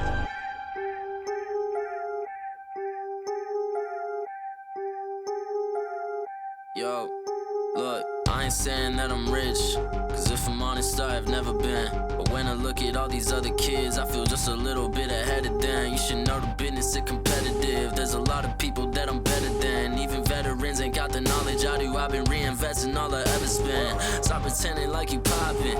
Who been out here making profit? Told my mama that I got this. I wonder if she noticed what my job is. I don't know how I'ma make it, but I know no matter what, I'm finna find a way. All my homies finna eat and I ain't letting no one on my team look at an empty plate. Yeah. Went from a boy to a man. Ay, every day been making plans. Ay, they don't really understand. Ay, gotta look out for the family. I won't fall for any scam. Yeah, only worry about the fans. Yeah, I won't compromise the brand. Yeah, I've been saving all the bands. Whoa. After I get it, I reinvest. After I get it, I reinvest. After I get it, I reinvest. Stack and put it back in it. After I get it, I reinvest. After I get it, I reinvest.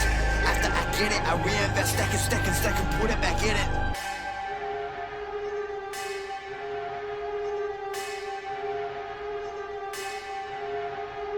Rappers spending money in some really funny ways, man. I promise you, man, really getting paid. Yeah, show a couple bands.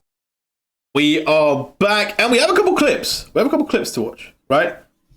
First, let's just throw it in. It's montage time. I'm gonna let the clips do the talking. Temporal, you can kind of talk through it as well. As I feel like we just throw them like the arrows. Let's fire it off. So, okay, I think this is going to be a TIMR Ash Arrow montage. This is last week, and yeah, it was a little bit of a shame. Belfast's opponents, DMG, did not survive across the rift. This time and time again, Doyle especially, was a little bit vulnerable to some montage.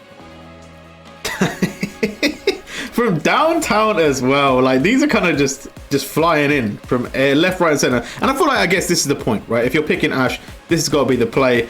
But it does feel like they're targeting one particular player. So we'll see if they kind of choose that again today. I want to look at the Ruddy clip as well. I want to see this Udyr play, right? We've talked about a lot about Udyr kind of on Twitter. I've seen a lot of Twitter discussion about Udyr in general. But Nami, what is your make of this pick, right? What are you kind of thinking when you see this Udyr, and especially when we look at the ones from the UKEL? Let's run the quick tea.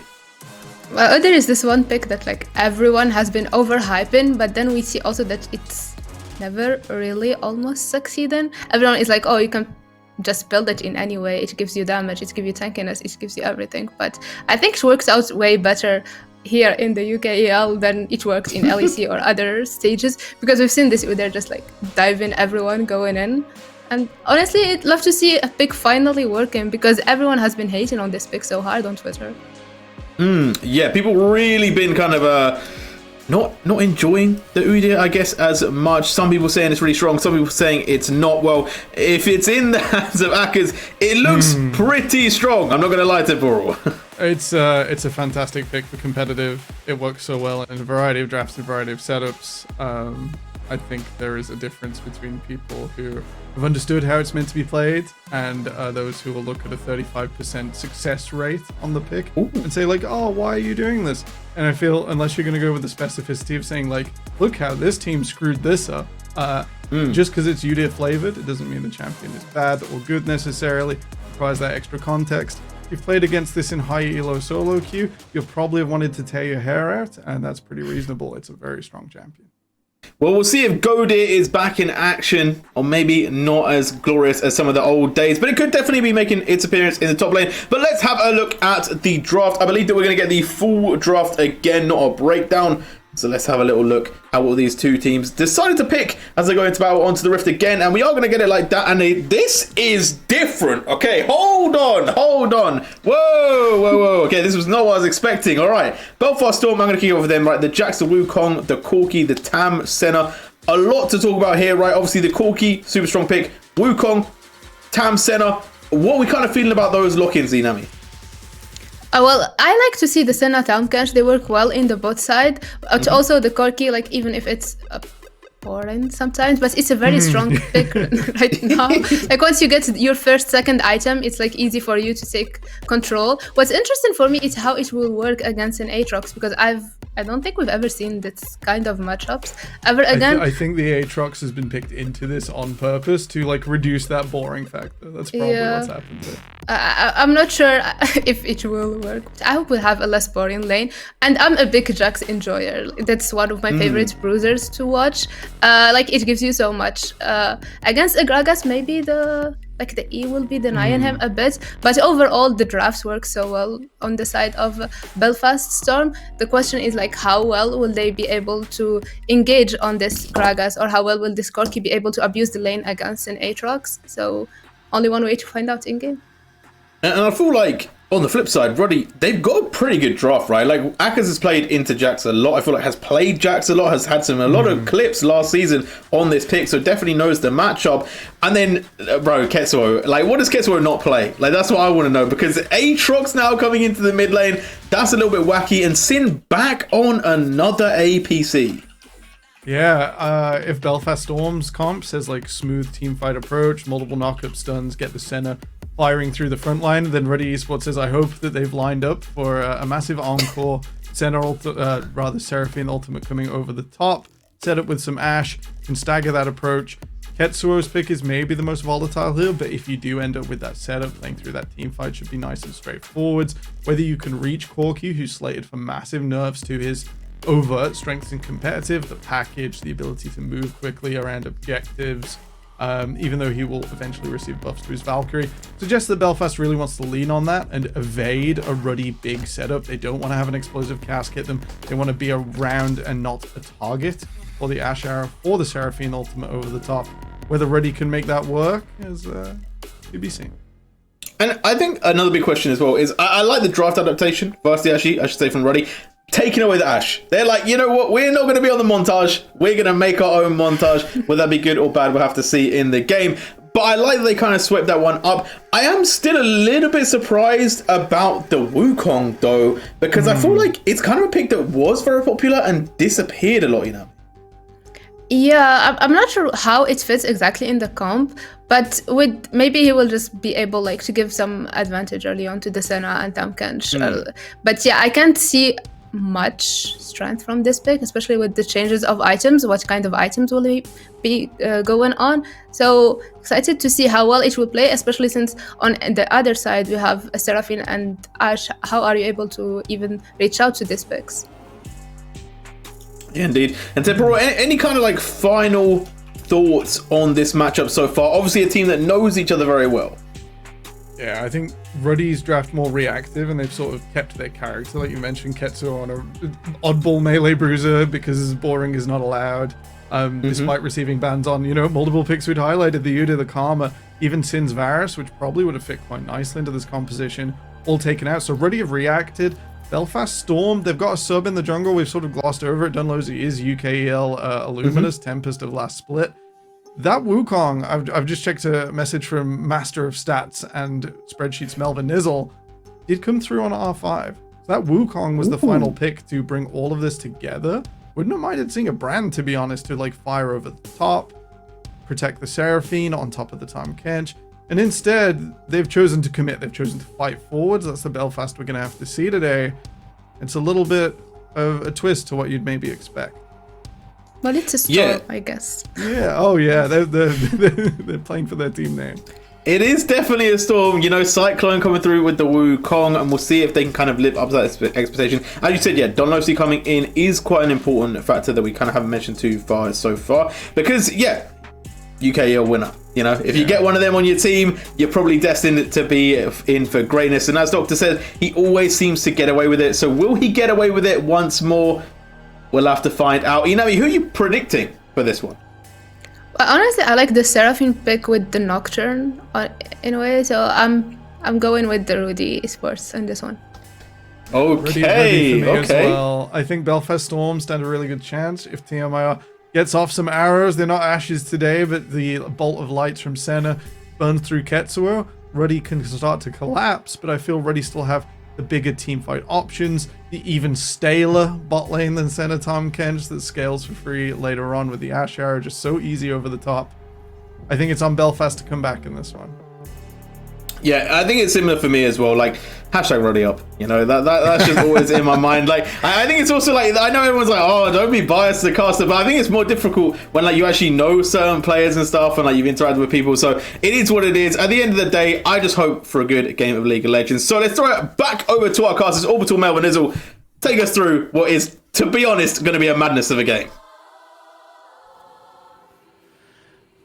Thank you very much, J-Real, and as much as I want to say it is going to be a little bit crazy, I can't help but look at some of these champions and just, like, press snooze on my alarm and just go back to sleep, because there are some that I just sit there, and at least in the NA sphere, I'm bored to death of, so we'll see what happens, but of course, Melvin, you're taking a look at these comps and saying, I have some fighting words as well. As we do get onto the Rift, break it down for us. What are your thoughts on this? Because I know you had some fun words to say, not only about the champions, but also about some of the players that are playing these champions. I mean, there's no need for a Mikhail's or Cleanser game, because it's what here and in reality, though, one thing I do want to point out is that Saber Avalon, aka Tian, role swapped from mid to bot lane from DMG just to play Tahm Kench. Like, that takes some, like, that ego is by far as in check as it could humanly be. Just like, come on, man, come on. Like, even they know it. Look at it. Tian's like, bruh, you really got me on this right now. This Why is are you fine. doing this to me? I am fine. Yeah. I fully expect we just see Tahm Kench stop in the middle of the lane, and we won't be able to see chat, but 100% you're like, you really got me on the team to play this. Like, you really got, like, that would feel so bad. Either way, though, we are taking a look and seeing about these lane matchups, and of course, it was pointed out in the mid lane, I think this is where we're going to see a lot of those experimentals, because I think an Aatrox in the mid lane trying to break up that monotony, and then you look at the Gragas versus the Jax up on the top side. These are very interchangeable, and obviously we don't see the lane swaps happen as much, or as I like to call it, the lane chasing factor. I'm curious if we're going to see that happen this time around. I think that as far as it goes, the Gragas has a good time generally into the Jax. I don't think the change in itemization has shifted that matchup too much, but the main gimmick is the fact that it's really hard for Shin to actually interact with Akkas in this top lane, because if he ever goes in for a proactive trade, it's just a belly bop away, proc that phase rush, and there's really not too much else to say about it. The cooldowns just line up a bit too nicely. As for the mid, though, Corki into Aatrox, that's a big old question mark. If Ketsuo's fishing for some solo kills, maybe, I guess, but I think the bigger benefit of this is just roaming with Crisis in the jungle on this Nocturne to try and punish Dunlossy's early game. That's like the main benefit I see. we got some questions here too. We got some questions, but we said it last game as well, Melvin. We're like, bruh, there's a reason we're casters and not players right now. So we'll leave the experimentation up to how the game pans out itself. And right now, we're already seeing that bullying factor from Ruddy. It is understood that this composition was picked by all three of our desk analysts as well as our host. And I mean, you can already see it, right? Jamsu and Sin are sitting there just saying, hey, anytime we see Timur step up, you are going to get hit. This bot lane is so unfun to play against. Like, when Ashe was a really good ADC and Seraphine was a good support, this was just standard issue. And the reason is, Ashe's auto is slow. Seraphine, with the beat drop, it has almost like a building effect based on how crowd controlled you already are. So if Ashe autos, Seraphine's singular beat drop is gonna root. And then the next one is gonna stun, which makes countering a trade real difficult for this bot lane between Timur and Tian. Oh yeah, this is gonna be an interesting one, and then we get the oh, that feels bad. All right. Duke it out to your heart's content. Counter-Strike is up. Erling might have stepped up a little bit too far. You got flash, and you do flash into the bush, but the jump is there. A final wall up on top, and Shin cannot follow because Brexit is here. It feels so good. Crisis gonna be able to burn the flash out of Shin as well. So you know what? Flash for flash. That's a dub, and of course, for the side of Belfast, they do get first dibs on the scuttle down in the river. Yeah, Shin looking at that play, saying Crisis most definitely averted, as Dunlossie is looking to fish for any camps in the bot side. LCA getting the rougher end of this mid. I think you want to flash here. Katsuko, though, says, okay, I know the jungler's around, so it's understood. Still, though, very nice chunk, and it feels like Limsey is starting to get a little bit too lackadaisical with this early aggression, kind of getting caught out in bad situations. Oh, hold on a minute. What is happening down here? Almost something interesting? Hold up. Almost. Timers are running for their life right now, and it feels pretty dang good, but really it's just that damage to go down. All right, so real talk for this bot lane. There's not too much that we're going to see down here for now. Post level 6, though, it becomes quite oppressive from Ruddy's side, and that's when we're really going to see the value from this Tahm Kench.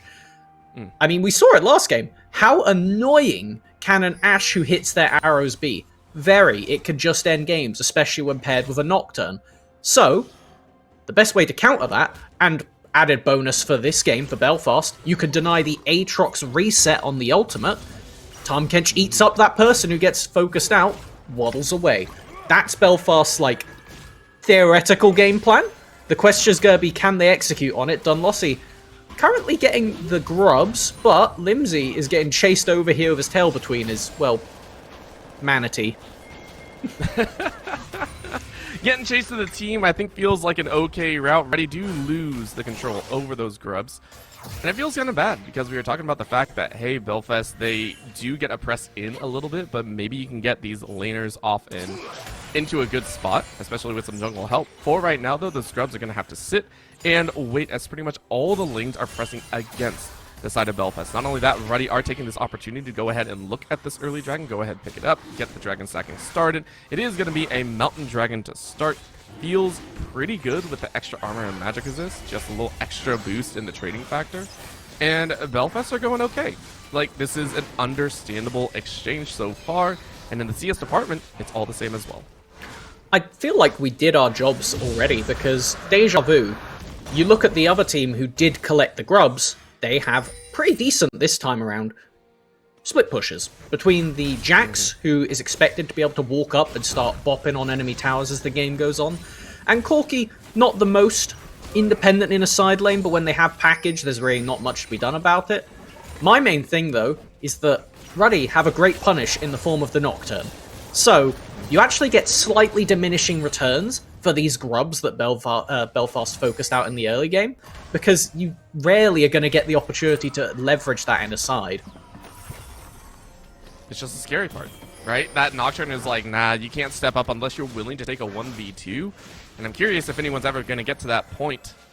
Of course, for the likes of Crisis, you're just sitting there going, okay, I'm still farming up. I still got to hit that level 6. Kill those wolves. Okay. Early on the top side, though, Akers is just chilling with this Gragas, by the way. This is also the silly part. Level 7 and level 6, neither has really committed to some of these fights, and I respect that. At the same time, I'm sad, right? I want to see the combos come out of the Gragas. I want to see that engage. For right now, it is just going to be that bop with a little bit of the containers.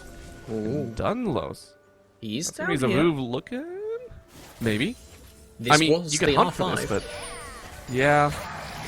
I'm just sitting there, I'm wondering, and Sin not caught by the knock-up, instead gonna get the slow, does get tongue-licked, and now slowed up enough. In goes the Paranoia to try and slow him down, but there's nothing else because it's only level 5. Because of that engage coming in a 2v3, I don't think you're gonna enjoy that, so Crisis has to back away, of course, with how much was invested. Ready getting out with only losing 1. Not the worst thing in the world. They only lose 1, but it does take Crysis's ultimate. Losing that first Paranoia is really big.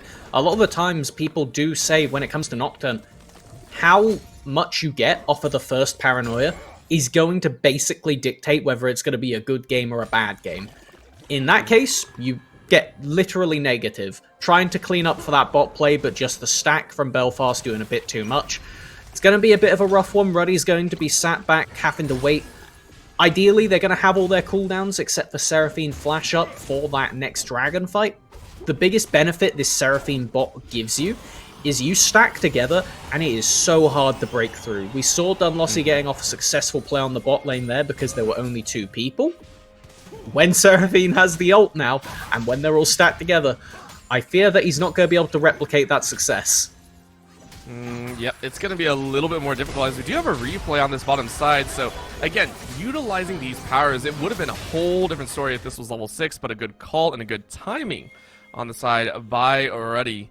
Or by the side of Belfast saying, yeah, this is what's going to happen. Arrow across town, though, is going to land. Valkyrie doesn't do much. Encore to follow up.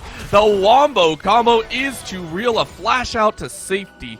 But honestly, we're seeing kind of what you talked about, Melvin. This combination is very difficult to get out of. It sticks to you like glue. Now in the jungle, we're even seeing a fight as this is even the likes of Zavuv not being allowed to fight in their own territory. Gonna get caught up. No flash available. One more on attack is gonna take it. Ketsuo on this Aatrox says thank you very much. Yep, that's Aatrox mid for you. A very annoying champion. Hold on a minute, Belfast. They're soft fishing for a dive?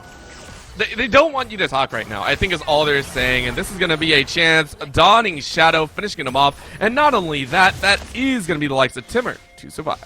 That's actually Saber. I like really good. Tian. I'm quite happy with how that turned out, because one of the biggest issues Senna has as a bot laner is when the enemy would take Rift Herald, she would struggle to punish by actually killing a tower with any speed whatsoever. Here, though, they do manage to get a solo. Shin in trouble. Yeah, we're talking about solos, and I mean, this might not be a solo, but it's 1v3. Honestly, if Shin is allowed to live this, that's going to be a little bit crazy. A couple auto attacks go down. Shin jumping away, doesn't even burn the flash, by the way. Heal comes out to try and speed him up, but I think Shin's gone. I think Shin's gone and allowed to live from a 3-man dive. Yes, you lose a few plays, but Shin wiping the sweat off their brow, now calling in the backup. In comes Tien, and I mean, the knockup's not going to land. Maybe you get a tongue lash, and that is going to hit, but I don't think Akers is going to take any more pain. Honestly, though, Ruddy failing a topside dive. Yeah, I mean, the best thing you got from that is the teleport from Tian, which is really not that much to yell about. No objective is going to be taken off the back of it, because when you look at the map, this Infernal is about to spawn, but they're already approaching the lanes, and Shin didn't even leave the top lane after that. They're going to be able to back now and potentially teleport to this Drake. Oh, I really like this from Akers, actually. Using that ward that Jamsu chucked down in the top side is going to be able to just try and stop this. Please, please. Yes, there it is! I was going to say the ult just to mess with it. Akers is a pain. Akers is just being a pain in the butt. Right now, Shin having to wait on that recall. However, you do get it back.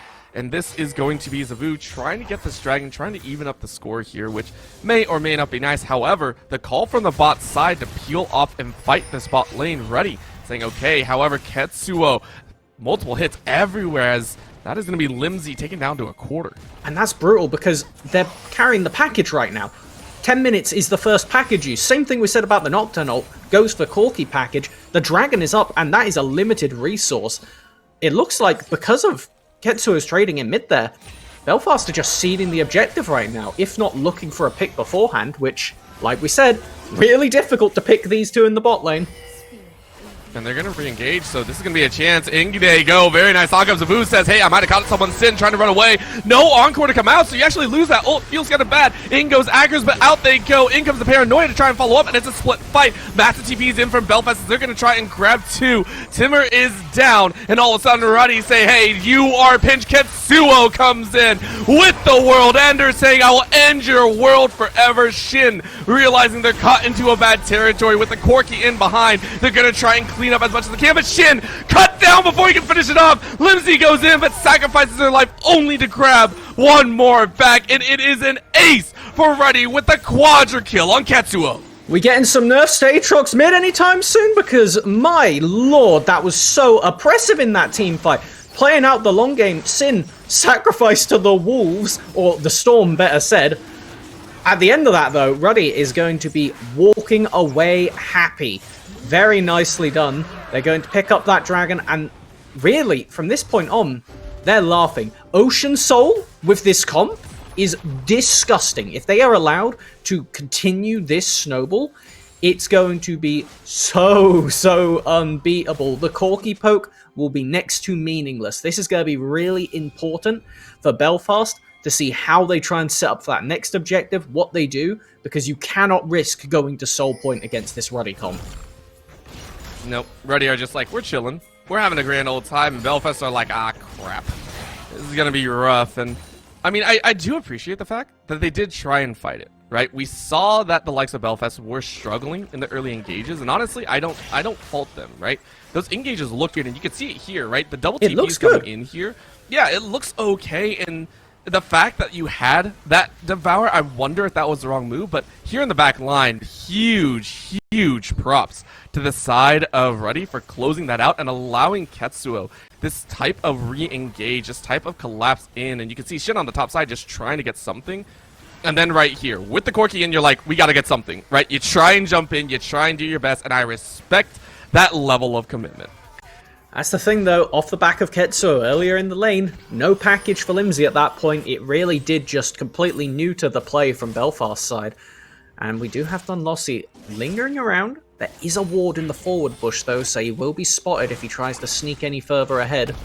Gotta hope to get something done, because Crisis securing this Rift Herald, it's gonna be so irritating, but really, look at the wave state. Ruddy have no reason to walk forward at the moment. I mean, they're chilling.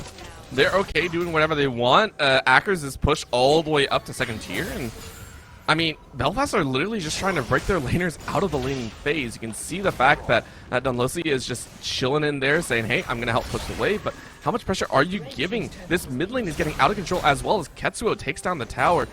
The solo lanes for Ruddy are giving such an expansive power to the likes of Crisis, and I mean, you can see it here. It's just frustrating, and I might have spoken a little bit too soon. That'll be the Paranoia to go down, trying to slow him down. Another Q to slow and stop the engage. Belfast cannot chase an extra kill, and actually gives way for Ketsuo. Ketsuo jumping in, isn't going to land the third Q. And Ruddy getting away with just being pains in the enemy jungle. And that's the thing, they're so strong on this top side at the moment that as soon as Ketsuo showed up, Belfast had 4 people, and it's not worth going for that fight right there. There is just so much risk behind it. Sin has teleport if really need be. The Ash Arrow could have come in. You don't want to risk fighting unless you've got guaranteed kill onto this Aatrox. Otherwise, they could just go absolutely wild. At the end of the day, Belfast can be okay with the fact that Herald is down now. Dunlossie, he's fishing, but Sin knows.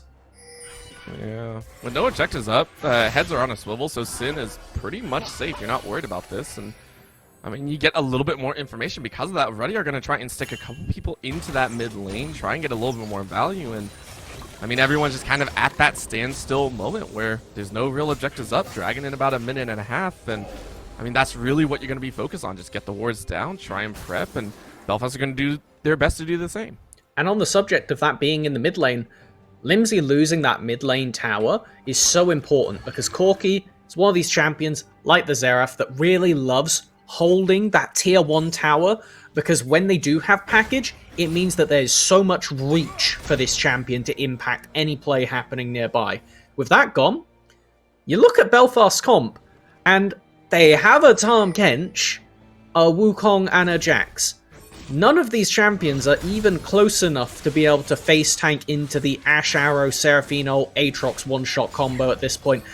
Belfast may have champions that look like frontliners, but just because of how snowballed Ruddy is, it's really tough for them to do anything. Losing this tier 1 bot as well? Belfast, I do not know how on earth they're going to try and contest this dragon, but I think they may just be forfeiting Soul Point at this rate. Yeah, I mean, to give a better view, I think we got a little bit of time. I want the observer to actually turn it just to Belfast point of view right now, because we got to see this fog of war problem that they're running into.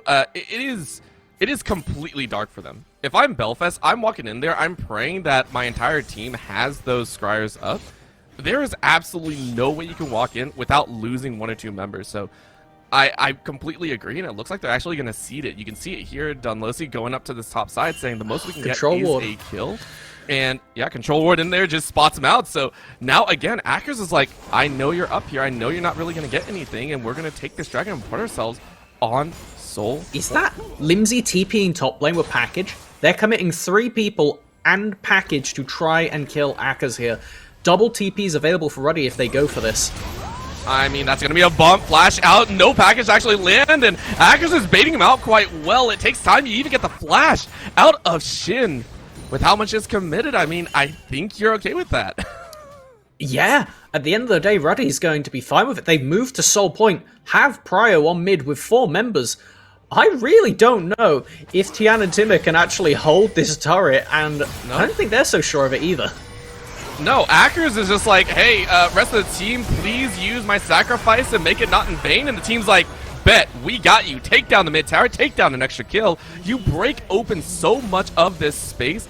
Yes, the topside tower falls, but that is the first tower Ruddy have lost this entire game. And Belfast, they're just in desperation mode at this point. You could see it by that play onto the top side. Only just getting first item for Shin on this Jax. You need to take anything you can get. Any gold on the map, a raptor camp, you're happy. Clearing out vision, you're happy. Collecting a single bounty tower, you're happy. Because, really? Ruddy are so powerful at this point, if they waddle about as a 5-stack, they'll be able to take this Baron pretty much on spawn if they want to. Otherwise, it's just going to be the question of how they want to play the map. They have complete agency at the moment. And the fact of the matter is, Ruddy are like, we have more agency than we assume, because at this point, Akers is drawing so much attention. That is now the second time Dunlosi has wandered down there, because again, I understand the camps kind of matched up there, but it's like, Akers is drawing more attention than I think necessary. Ruddy are like, hey, that's a freebie, we'll keep taking it, because now, you can now chase into the enemy jungle, cut off and snuff out Dunlosi's chances at getting even more levels. You can take a look, level 11, and yes, you're matched with the likes of a Crisis. It still feels bad, and now that's a jump in because your jungle was taken over. Crisis gets a free ultimate, no catch, but the tower goes down. More space for Ruddy to work with. And this is just a slow game of dominoes that Ruddy are playing. Very methodical, quite like it. Actually very similar to what we saw from Venom Crest in the previous game, because now, take a look at the map. Baron is up, Dragon Soul, that game-ending objective for Ruddy, is in 2 minutes and 40. Belfast only got 1 tower outside of their base still standing. It's in the right lane to try and contest for the dragon, but we're going to need to see some absolute miracle work coming out from Belfast to get anything off of this. Limsy package should be up just after the objective if my timer's going okay in my head. Otherwise, I don't know, Ruddy can just walk away with this one. I think that's what they're doing right now. They feel confident, they feel good, and no real problems. And honestly, I'm sitting here like, I gotta agree. I'm not sure where Bloodflasts are actually gonna look. They're kind of desperate. They're looking for an opportunity. I think what we saw a little bit on your screen beforehand, and Inami is one of their favorite matchups, right? You're taking a look at Shin, right? Shin has been given so much space, able to farm up a little bit, and yes, you are 0-1 and 2, but if you can get that split push monster moving, hey, maybe you can start forcing the likes of Akers out of lane. It's difficult, don't get me wrong.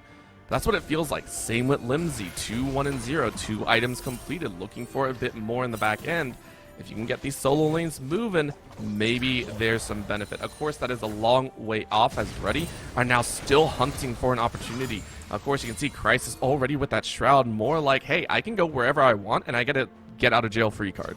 Time is not a resource that I think Belfast are really swathed with at the moment. Baron, I'm pretty sure that's been started already. Yet damage is being taken. Dalnossi's over the wall. We've seen Ruddy lose a Baron flip before.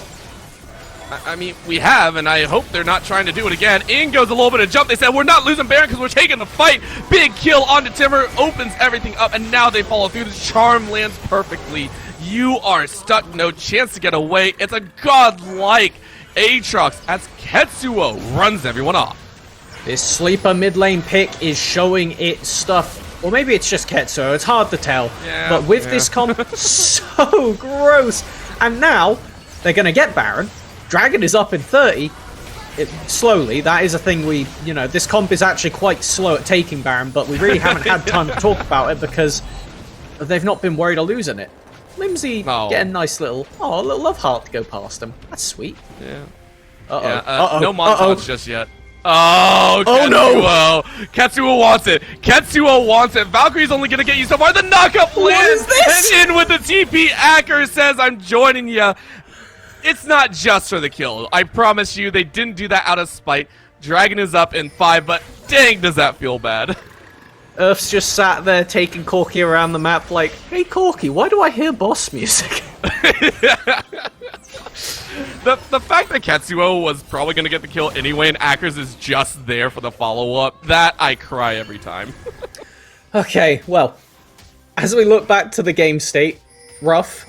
Ruddy Alga secure this Ocean Soul. They have push in the bot lane, they have push in the top lane. There's 2 people standing alone mid. Belfast could look here. I think that's the best chance you're going to get if they can. I mean, yeah, but you also have to realize Crisis already has the ult backup, right? Yep. Like this 2-0 is... The 2 against is way different. Now they're going to try and engage, but I think it might be too late. Shin is going to go in, but get feared out. Good knockup, and the Encore lands on 2. Everyone is funneled in as Belfast land one final attempt, and it looks like they are going to do some work. Good kill on the back line. Limsy able to cut him off, and in they go again. Fear can only get one, but Ketsuo is here! Ketsuo, the god, knocks everyone up, cuts everyone down, says, get out of my space, get off of my team. That allows Crisis to get the kill on the back line as Limsy made a valiant attempt, and honestly, a 2-2 situation is more than Belfast probably deserved there. I think you gotta be happy with that at least. If anything, you're just trying to buy time for the Baron. If Ruddy don't end here, that's a silver lining at this point. There is minions in the bottom lane as well. I don't think they're going to push for the end right this second, but they could rotate it if they want to. Looks like Ruddy calling off the play. I think that's probably the smartest choice. Nice little fist bump right there. Easy peasy for Ruddy to end this one out now. It's just a matter of if Belfast can get another force like that. It was their best time to do it, and when it comes out at 2-2 and your best opportunity, I think that says it all. And I love the fact that on the desk, they were talking about the fact that Belfast feel like the storm is gathering, whether that storm is only going to bring a drizzle or an absolute hailstorm. I think that showed it, because I want to give credit to Belfast. If we get a replay of that team fight, the reason it went 2-2, honestly, I think, is Ruddy's Ocean Soul, right? Like, that's the only reason they were able to stay for that long. The entire combination, let's take a look. The engage from the side of Belfast was actually pretty dang good. Watch how fast they do get to this back line. Look at that Corky package. It burned them down, and Limsy did so well, and then they cornered off the likes of Crisis. So they actually did okay. It's right here. Ketsuo allowed to come in on the side, allowed to follow up. Like, honestly, Belfast, they did about as best as they could with the tools at the time. Oh, for sure. And at this point, you're kind of stuck for options, because we see at this point, Tim has started to build just the one anti-heal item, and that's because you can't slow down the economy, right? You need to at least be able to deal damage for it to even matter if you're getting the anti-heal. So now, any fight without that center means the person's getting big heals. It just feels real good. At the same time, though, we are starting to see Shin win out in this 1v1, which is right. Ruddy are kind of putting 2 or 3 members in this top side. So I do appreciate that. Shin does do damage if given the opportunity to trade appropriately, I think I should put, right? Like, that is the whole goal with the Jax. That's going to be a setup, though. A 3-1-1 is going to afford the opportunity for Ruddy to push on all 3 towers and inhibitor towers. That's going to be a nice chunk once again. And in goes the Paranoia just to create a little bit of space. Ruddy saying we're not going to engage. We don't have to. 4 members on this top side. Easy does it. Second inhibitor will fall as Ketsuo is taking one for themselves. It's just winning everywhere. That's all Ruddy is doing.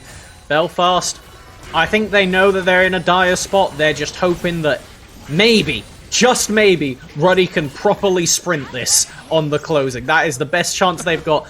Ruddy, the question is, will you take it reserved? And it looks like it. Walking away, Elder and Baron spawning in a minute 30. That does give the opportunity for Belfast to look for an objective flip, try and trade one for the other. The biggest problem is, and we saw it briefly, both of these teams suck at Baron. We gotta say it how it is, Melvin, and I appreciate it because there's no damage. Like, Ketsu will break any champion in a full combo, but sorry, Baron's a bit tankier. They just got their glow up, and they're not going down quick. Elder, you can still kill that kinda fast, but Senna support / fasting, whatever you want to call it, isn't an objective shredder. Corky, not really an objective shredder. Ruddy, even though both super objectives are spawning at the same time, they can play it however they want. And honestly, it's looking like they may not even go for either. They could just pressure down, look for an arrow of Jamsu, kill a target, rinse, repeat. I think that's the appropriate answer, right? Don't take any undue risk. Granted, you could go for those elders, you could go for the Baron and be fine, but I think you're more than happy just pushing in these ways. So last stand here could be an opportunity. But no, the pings are going out. Take a look at the movements here. Ruddy are actually saying, let's go ahead and go for Elder. We are having a very slight time getting these massive pokes to, I think, cut him down low enough to engage. So I think this is a good call. Elder is currently being taken. You leave Ackers on the top side. I mean, no one's going to go for Baron, obviously. So free Elder to the side of Ruddy to try and help close out this 29 and counting minute game. And honestly, they could just rinse and repeat the same process on the other side of the map. Belfast, there's not much they can do, right? We've been saying it for a while, and, you know, not to beat a dead horse, they are just hoping that Ruddy do something colossally wrong. No attempt at a steal available. It really is just a matter of Ruddy taking their victory lap at this point. And for the team that I think the vast majority of people are favoring to just maybe not walk the league, but at very least be favorites, I think this is a promising showing from Ruddy. Very clean. Is the arrow gonna land? Did the arrow actually land? Did the arrow actually land and Ketsu was going in on it? I think it did, but it might have been a little bit too big of a bait. That is the Aatrox down. That is a big power point that Ruddy have just lost. However, Acker says, I have Elder. I don't have to worry. It is gonna be a trade. And you know what? For right now, that's a big safety net taken off the table as well. Walking forward. A little bit of a chance. Are they going to look for it? That's a jump in. They almost get the knockdown, but in goes the Paranoia. That's going to be a chance. This is going to be a question mark. Look at the Elder doing work. Sin says sit down. And that is going to be Belfast wondering what the heck just happened. We tried our last stand. Ruddy say, whew, that could have been messy. It is going to be the next towers to fall and more as the last ditch effort falls away. Limsey gets knocked back. The storm is snuffed. Sunlight raises through the skies as Ruddy take the victory in 30.5 minutes. Well done on there, and what a game. Oh boy, I mean, that was a moment, I think, honestly. I do believe my co-caster has, unfortunately, the game was too strong for them. I think they cut out just a little bit, so I'll go ahead and keep talking here because, man, this was a game that was quite fun to watch. I very much enjoyed it. Very big question marks as well. Belfast, good ideas. I love the compositional build-up, and I don't think I did it justice, right? The idea of having some of these powers is very, very strong, but, I mean, I know I can break it down. I'm not as good as some of our analysts, so we'll go ahead and cut to a very short break. We'll get things moving, and then we'll go ahead and break down what was a fantastic game to watch. Please don't go anywhere.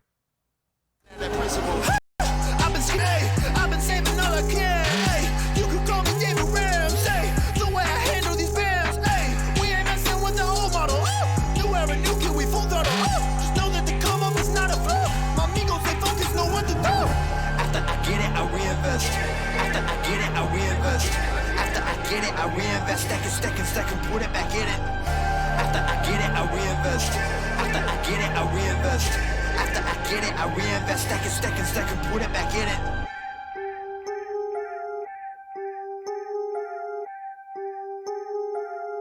Yo, Look, I ain't saying that I'm rich, cause if I'm honest, I've never been. But when I look at all these other kids, I feel just a little bit ahead of them. You should know the business is competitive. There's a lot of people that I'm better than. Even veterans ain't got the knowledge I do. I've been reinvesting all I ever spent. Stop pretending like you poppin'. Who been out here making profit? Told my mama that I got this. I wonder if she noticed what my job is. I don't know how I'ma make it, but I know no matter what, I'm finna find a way. All my homies finna eat and I ain't letting no one on my team look at an empty plate. Yeah. Went from a boy to a man, ayy. Every day been making plans, ayy. They don't really understand, ayy. Gotta look out for the family. I won't fall for any scam, yeah. Only worried about the fans, yeah. I won't compromise the brand, yeah. I've been saving up the bands, whoa. After I get it, I reinvest. After I get it, I reinvest. After I get it, I reinvest. Stack and put it back in it. After I get it, I reinvest. After I get it, I reinvest. After I get it, I reinvest. Stack and put it back in it.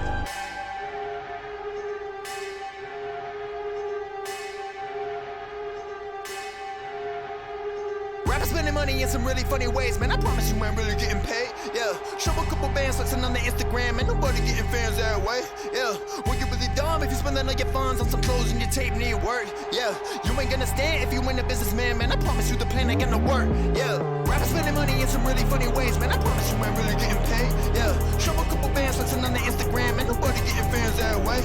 Yeah, well you really dumb if you spending all your funds on some clothes and your tape need work. Yeah, you ain't gonna stand if you ain't a businessman, man. I promise you the plan ain't gonna work, yeah.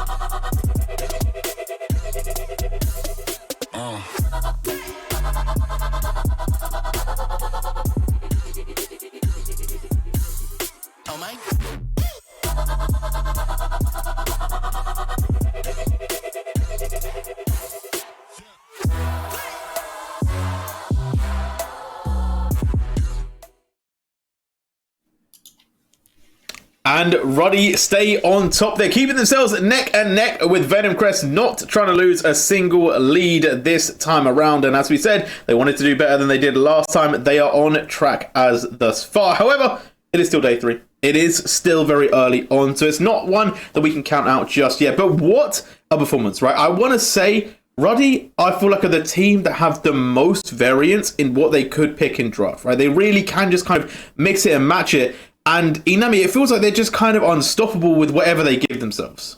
Yeah, Katsu honestly just proved to us that he can play literally anything. We spoke about the Yone, about the Yasuo, about the control mages, but then he's coming in with the new pick. That's honestly like Temporal expected. That broke the boring lane of Corki. He forced him to team fight. He didn't allow him to get any items.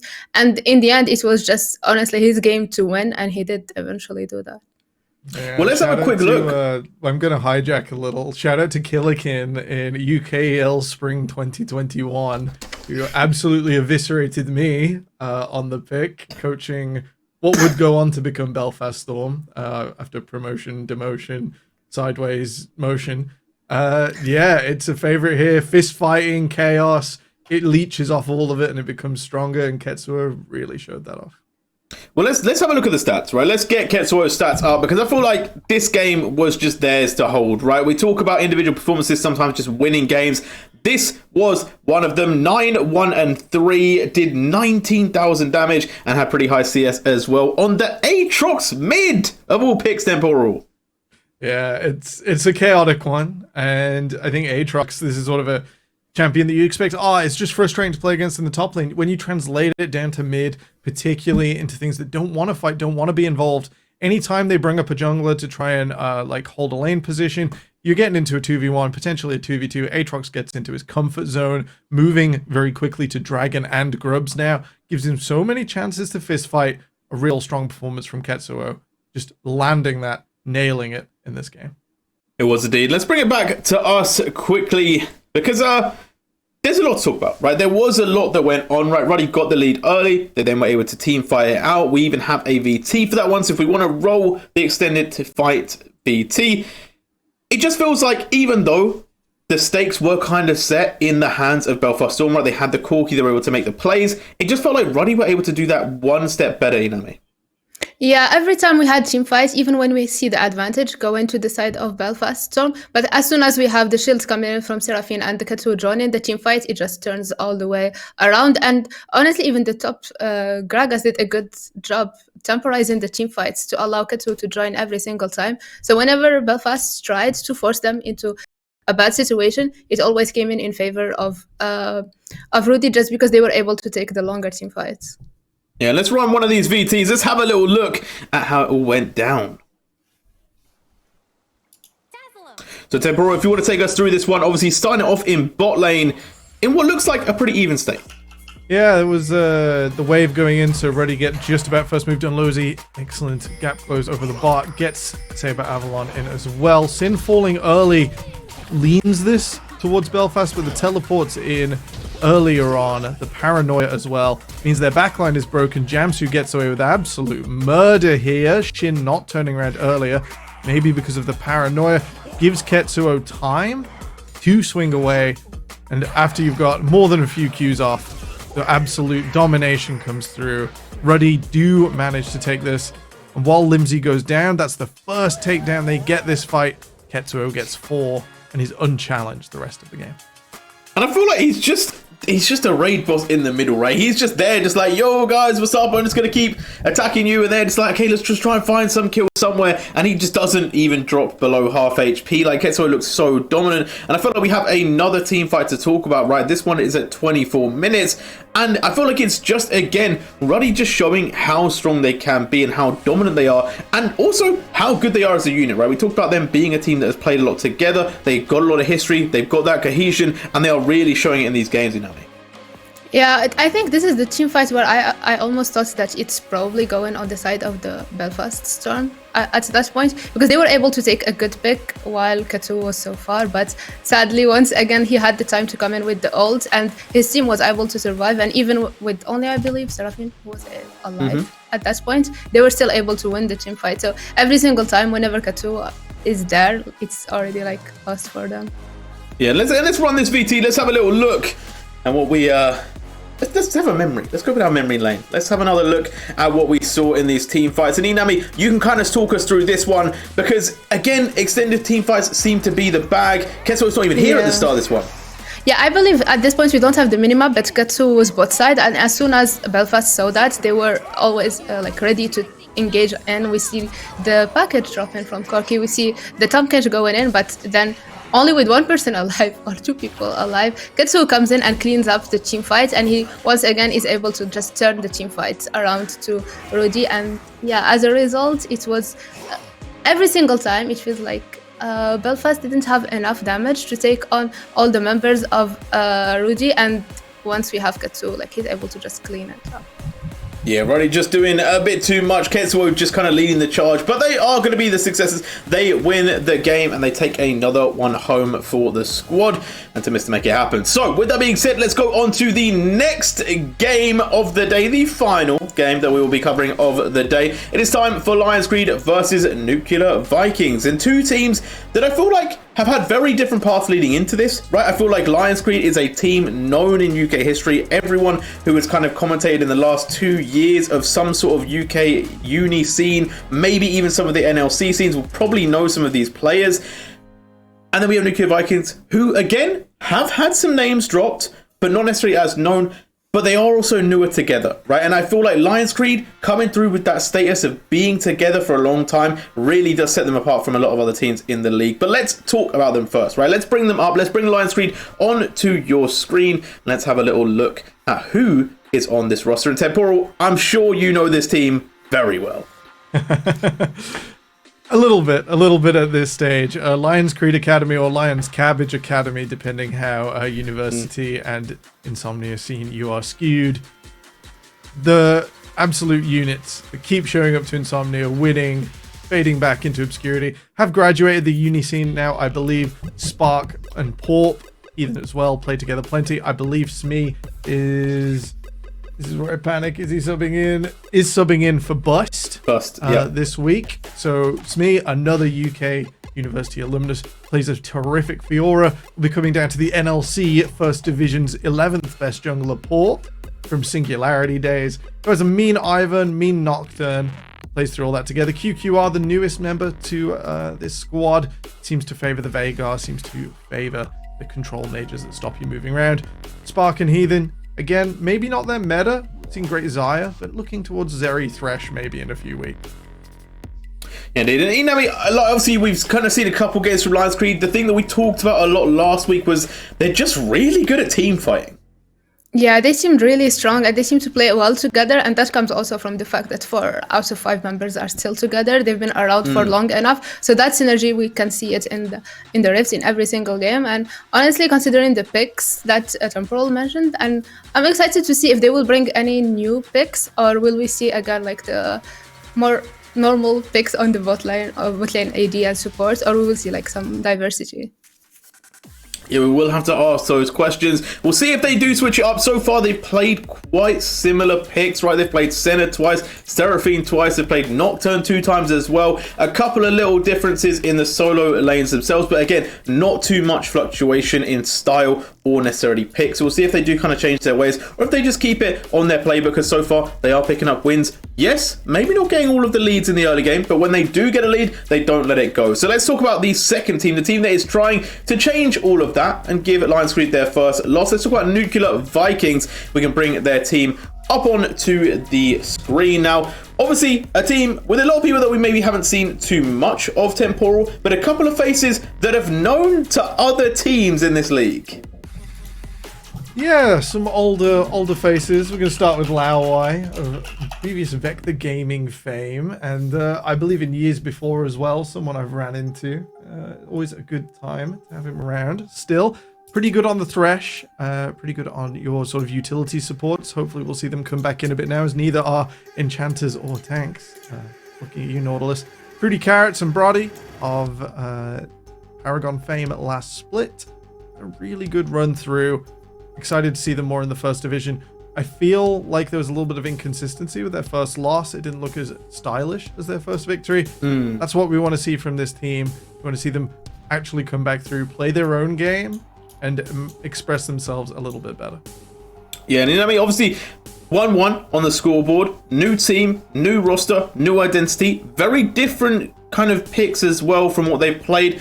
They've gone for aggressive on top side to then tank on top side. They've kind of switched up a little bit with how they've kind of gone for their supports. They had some melee with the Taric, then they've gone for the Zyra as well. I feel like this team has kind of showed a few looks already, and what are you kind of expecting from Nuclear Vikings? Well, a pick I'm honestly expecting is Zoe, because with the map changes, it can be pretty strong, and I see that the mid laner is pretty strong on that pick. So I'm excited to see if she will bring in this pick on. I also saw Atalia, and that's a pick that they can both play both mid and jungle. So I'm excited to see if we will see Atalia, especially since with the new changes, she's been a bit strong. And also with the map changes, she's strong in the roams. So excited to see if we'll finally see a Zoe pick or Atalia pick in the mid lane. Yeah, and I do have to bring one clip into the mind, which is that Nuclear Vikings, very much like this scoreline, 1-1, have a duality of winning and losing, maybe even in the same time. So let's roll this one. Let's have a little look at the Nuclear Vikings clip. And Temporal, I believe you can kind of talk us through this one. All right, I think this is the fight up mid. It is indeed. And this is Nuclear Vikings trying to take it to Ruddy. We know they're still undefeated at 3-0. This Nuclear Vikings only loss. They run forwards. They get a really great Grand Convergence. They have 5 invincible members running forwards, taking even Akers, who is a sort of a juggernaut at this stage, finally down. This is a huge swing in their game. They were able to get back in. Whether it was quite enough to close out or indeed to stop Crisis causing an absolute mess is yet to be seen. It's That hurts. Yeah, that was real painful to watch. They struggled so hard to get back into that game, and Crisis was just like, I'm taking this. This is the tack. Yeah, but it happens, right? It happens, and you learn. And as we said, this is only day 3. This is still early doors. Nuclear Vikings can come back and make a big splash. We'll see if they can tame the Lions, or if it is going to be another roaring victory for the Creed. So, with that being said, let's bring up this draft. Let's get into this one. Let's see what the picks were on this game. And let's see if we like them as well, because we've had some interesting takes so far on picks, and this one has not failed to deliver. Nuclear Vikings is where I want to go first, because Lions Creed, it feels quite usual, right? Seraphine Senna, we've talked about it before. Veigar, we've seen many a time. Xin Zhao, Cassante, it's all standard. Nuclear Vikings with the Pantheon and the Talia. Inami, what are you thinking about it? Well, one thing we liked earlier on the brand is like when he ganks, what is he going to do? He doesn't have the CC, and this time, even if Nuclear Viking have the CC on the laners and on the, like wherever they want to gank, but still we added that addition of Pantheon W, like point and click, to make sure that we're able to secure this gank. So honestly, I like this pick. It's a little early game kind of pick, and I think that's, we don't want to go late game against Distena, against Seraphine, against Veigar. So honestly, I like the drafts from the side of Nuclear Viking. And Temporal, Hand of God back in the game. Nuclear Vikings has picked it. I'm still hoping Riot changes that ability name. The Blitzcrank is here. Temporal, what are you taking on this one? I've gaslit way up now as someone who plays these hook supports, who's someone who can sort of be the Hand of God if he needs to be. No pressure, buddy. I hope this works out well for you. If anyone was going to take Lions Creed, Venom Crest, or Ruddy off of their 3-0 steps, and it wasn't either of those 3 themselves playing against each other, Nuclear Vikings would be my pick. I think with Brody on the Aphelios, they have that bridge to late game. Fruity, Carrots, and Kiana. Lethal early setup, as Inami described. And then they have just enough utility. Bridge the late game. Nuclear Vikings comp looks absolutely exceptional here. Should deny Porp on this Zinzao a lot of agency. It's really good drafting. Yeah, and you talk about Nuclear Vikings, you know, about how they don't really want to go into the later stages, right? They kind of want to just take it early and pick up the wins. It's something we talked about with Lions Creed, not necessarily having the best early game, but when they do get into that mid game, they team fight really well. They always retain the lead, and then once they get it, they never lose it. What would you kind of say is Lions Creed's plan in this game? Because they have the Jhin that can get things done, but is that more of a, we're making sure that you're not going to do too much in the early game to outmatch us?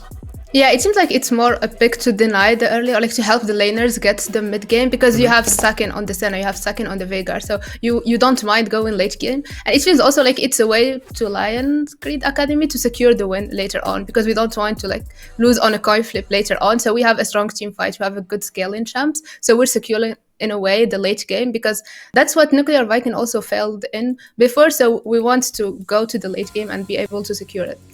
What are you Okay, saying? well, Well, let's- Zhao going to do it again. Oh, It's going to happen Ooh. again.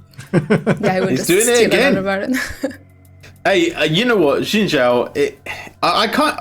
I would like to say I'm happy that he's back. I don't really love the champion too much. I think there's more interesting picks, but it is efficient. It does its thing. It is strong, so we'll see it once again. And now, let's get to the final question for the final match. Who is going to win? Inami, you kick us off, and then Temporal, give me your answer.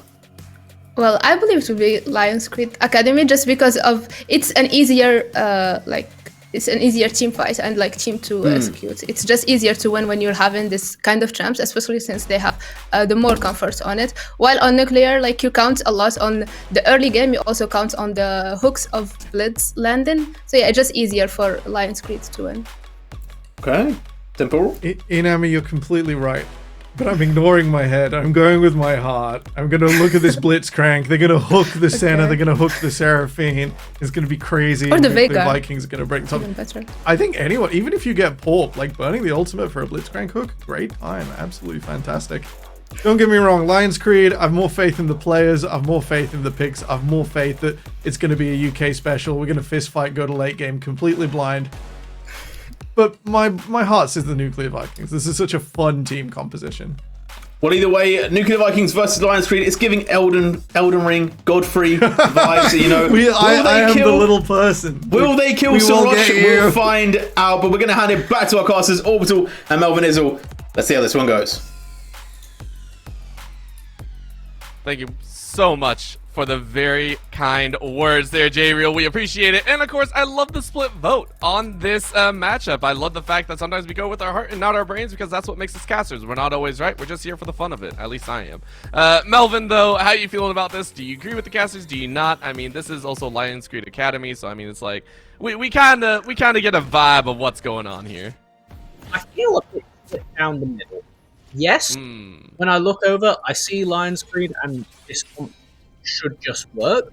But Blitzcrank and this champion every time. And the thing is, when you look at what has been built around it by the Nuclear Vikings, they have got a really solid setup. Pantheon, Maokai, both point and click CC.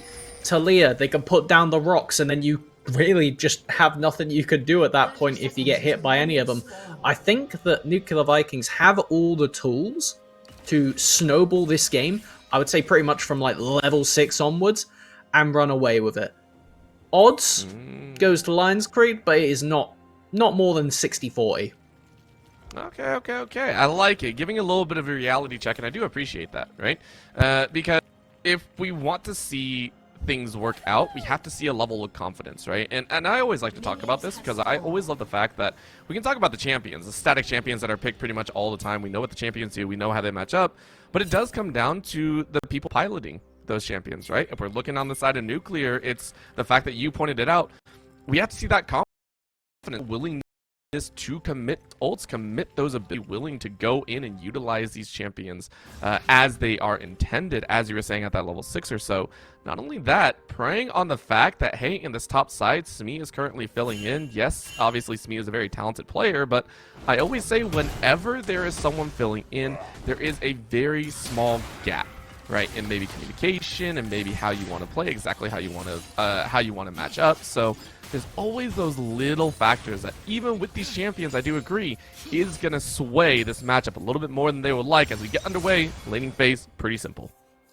While I'm still unsure, I feel like Smee should be able to fit right in all theory. Haven't played with a lot of these guys before.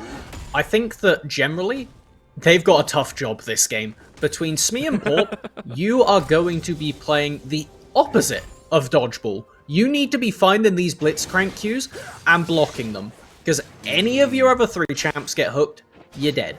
Porp, kind of on edge, in theory. You can knock back quick enough if you can buffer it. You know, survivable. Smee can block that up with the Cassante W, go unstoppable, laugh in the hook's face. That's what we need to be seeing, because if these 2 frontliners for Lions Creed ever fall too far behind and Blitzcrank suddenly has 4, 5 valuable targets to kill, then I can see Nuclear Vikings walking away with this when it comes to objective fights. I can agree with that one. For right now, though, it's a pretty simple standard setup here. Fruity and Pop both kind of setting up in a simple, full clear situation. I do believe they are going to match in this bot side very early on, meaning both Spark as well as Heathen, and then the likes, of course, Brody and Laowai both. And everyone wants to be in a good situation HP-wise to contest for the Scuttle, if they so wish. So I think I'll put you a little bit on the stand here.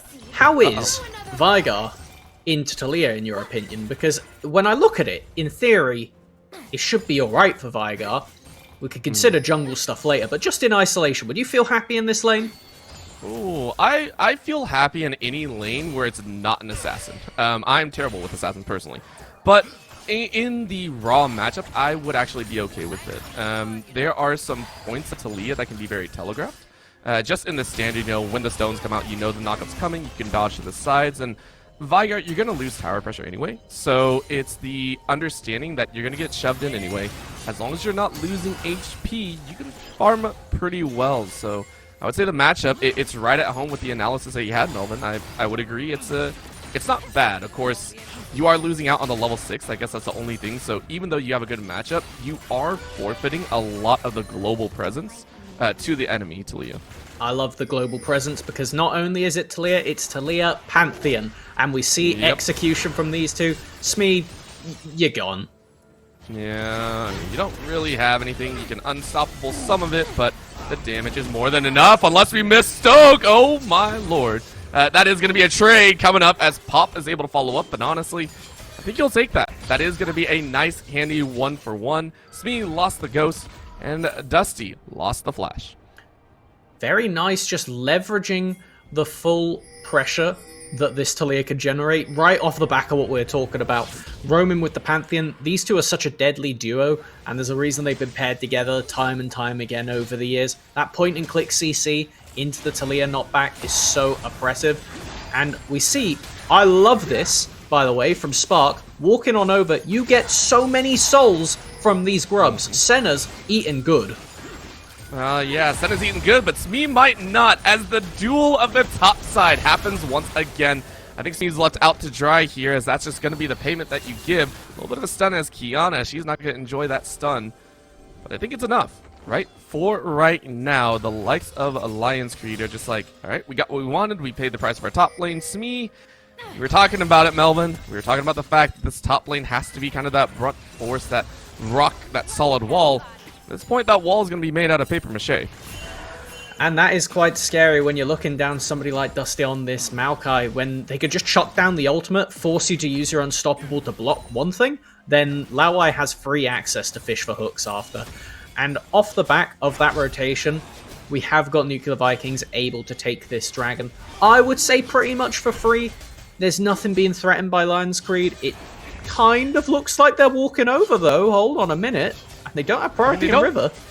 Yeah, I mean, Nuclear don't actually do this dragon very fast, and you can see it here. Fruity has to run away and might get stunned up. Pop says, yeah, give me this chance. No stun comes down, but it's enough to get the root over the wall. What a grab. Spark sends the likes of Lions Creed happy. That hook is not one that I think you like. Laowai running away. Brody saying, okay, I'll get the root down. I don't really have dueling guns, so it's going to be a win for Lions Creed as they get the kill and most likely this objective. Should be, yeah. I spoke a bit too soon as, hold on a minute, Smee going for the solo bolo? Smee's pissed. Smee is absolutely pissed off at the shenanigans from earlier and is just like, give me that kill. No kill to come through, but it's enough to chop down a tree a bit.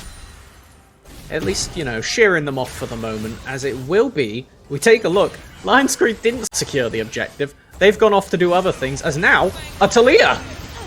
Yep, there are double flashes, but I mean, the damage is enough as Spark gets obliterated and Heathen follows suit. What a move, and we talked about it. Yes, QQR has a good time in the mid lane farming, but you lose out. Where you fall short is that global pressure. Kiana, she will feel free to roam all day long. And that was some exquisite CC chaining right there. One singular auto attack would have made the difference between picking up a return kill on Kiana or not, and it does not happen. So, as we take a look at the map state, that first dragon still not taken. Grub's going to be respawning in about a minute. nobody's really that close to first item, and it was all off the back of this play that we really saw the tempo lead start to pick up for Vikings. Look at that. One auto and then the Q, and that's all that Heathen got to do. And it's scary to think about, right? We talked about the difference of these, the match you were talking about going 60-40 difference, and the fact of the matter is, if that 60-40 continues, and it changes to a 50-50, changes to a 40-60, and then so on and so forth, it will only really come about by to commit. Kiana, Laowai, Fruity, as well as Dusty. These players are going to have to be willing to engage and realize their strength and maybe catch the likes of Lions Creed Academy a little bit off guard, right? Hey, if you're willing to step up, you better be ready for the consequences. So on both sides, it'll be very fun. Dragon has been taken, of course, with about 4.5 or so minutes left. Laowai says nothing else on the map. Let's go ahead, look for this jump. The stun comes out, though, so it's enough. Or not a stun, but a root. And that's going to be a shot in the mid lane, though. QQR said, you let me farm a bit too much. I was not expecting that, by the way. I mean, it's in the name. That was the combo. You Q, and Kiana, sorry, down in this one. It's going to be the question of what can they do with that, because Fruity Carrots countering bot. Yeah, and nice little cheat up top side, so maybe only losing one. Spark gets away, but Heathen is put down. Well charged by the side of Nuclear. And now, we've got priority on the bot side, can look to invade some of these camps. It will be a trade with Porp looking over, oopsie daisy, at the Grubs. I mean, I say that, last time we mentioned starting an objective, it was forced to be peeled off. Right now, it doesn't look like it'll be the case, as I do hope that we see Nuclear Vikings try and kill Heathen on the way back to lane. This is one of the best ways you can punish these early grub takes, is this early in the game. A lot of champions, ADC or Seraphine, can't survive on bot alone. Yeah, and Heathen knows it as well. This is the chest to chest move, right? This is the I know, you know, I know situation. Laowai's like, I know, you know, I know, but it doesn't freaking matter when I land a hook like that. Heathen annoyed as all heck about the current situation. I'll be honest, I don't think that Fruity Carrots knew that they knew that they knew that they knew on that one, because the follow-up was definitely not prepared. It does zone away, get another tower plate in Brody's favor, and it's going to be important because if we do ever see Nuclear Vikings fall behind, this Cassante is going to be really difficult to kill, and you're going to need Brody in a good spot on the Aphelios to have a chance of it, because they are playing an awfully tough game against the Vigar wall, Seraphine zoning, Xin Zhao and Cassante range. I think that honestly, it might even be easier for Brody to go for more utility guns. Look for that blue, it's blue-green, yeah, blue-green, that's the colours that I'm thinking of, for those long-range AoE snipes as opposed to going for the short-range scrapping, because there's just no room to play. I mean, even setting up with that Moonlight Vigil, setting up the multi-stun, right? We were talking about a lot of different guns that you can have. I'll be curious, right? And we'll have to watch. I think that's something that we will keep track of moving into, you know, the 16, 17-minute mark fights. It'll be a lot of fun. Whether Brody decides to, because you're also the main character right now. 2, 0, and 1 have a decent amount of farm. I don't know if you really want to be forced into that position, because that kind of cedes way. You're kind of saying, ah, crap, well, I can't utilize my lead that I currently have. So a lot of little questions that I'll be wondering about, as we do see the junglers once again clearing out the paths. And Kiana, again, 4th or 5th time now, willing to roam out. Ease a little behind 0, 1, and 3, having to itemize into that Merc treads. But it's understandable for right now. I think it's a necessity at this point, because if you're playing towards bot lane, you're going to be running into more magic damage. We already saw after the initial play, there's no point going back up to top. Dusty is playing Maokai, to put it brutally honestly. They exist to stall Smee in these fights, buy space, and enable the burst combo that Nuclear have put together. Now we see Fruity Carrots leaning bot lane. Kiana does have the ultimate. She's down there for the follow-up, and I would be pretty scared if I was Spark and Heathen at this point. This can go any moment out of favor. It's pretty much, Spark and Heathen are literally just like, are we going to be the point of focus? Yes or no? Kiana, though, is actually the main focus on the other side. Easy little pickup. The Event Horizon makes it work, and Pop picks up the kill. Fruity is going to try and turn it around, but I mean, how much can you really do? Primordial Burst is still available, so I think Fruity understood that fact. Just trying to hold the wave, keep it same. Nothing else doing on the bottom side, though. A great hook from Lao Y. As you said, danger abounds. So trade of kill for kill between mid and bot.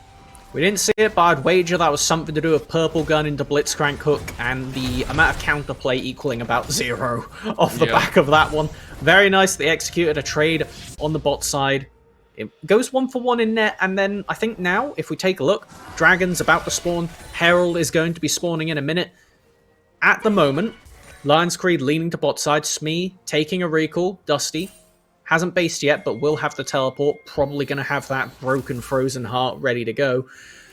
It's going to be the question of what soul are we fishing for, as Heathen is just dead. I mean, we say dead, but with the TPs coming in, no one's really gone, and Smee actually gets pulled in, but the Event Horizon slows down everything, allowing the Awkward to be hit. In goes the Dawning Shadow, but Brody cleanses out. Now Pop has to run away. In comes the wall, and it looks like Nuclear might have found the zone. Yes, you do lose your Pantheon, but you grab a few more in return. 1-for-1 so far. Lao Y looking for another one. Blitzcrank Hook doesn't land. But the tank and jungle difference is going to lean into the side of Lion's Creed with the smite available, and with the Event Horizon, they're going to try now a re-engage. Knockback lands. Nuclear said, give me those kills. No safety behind, and it's just the bot lane. The fresh kills are going to land. Heathen gets drawn back into a fight they did not want, and Nuclear fire strong. One more shuriken brings it in. Early game ace for Nuclear.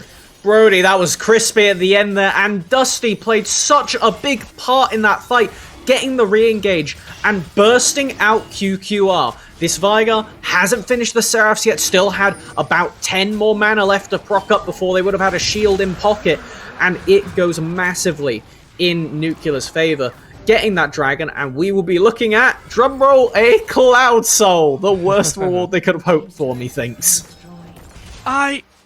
I mean, I would agree. At the same time, though, Nuclear need the speed, right? If we're talking about this composition and how they want to work, that entire fight was based on the fact that they get the right hooks, get the right picks, and then re-engage at proper times.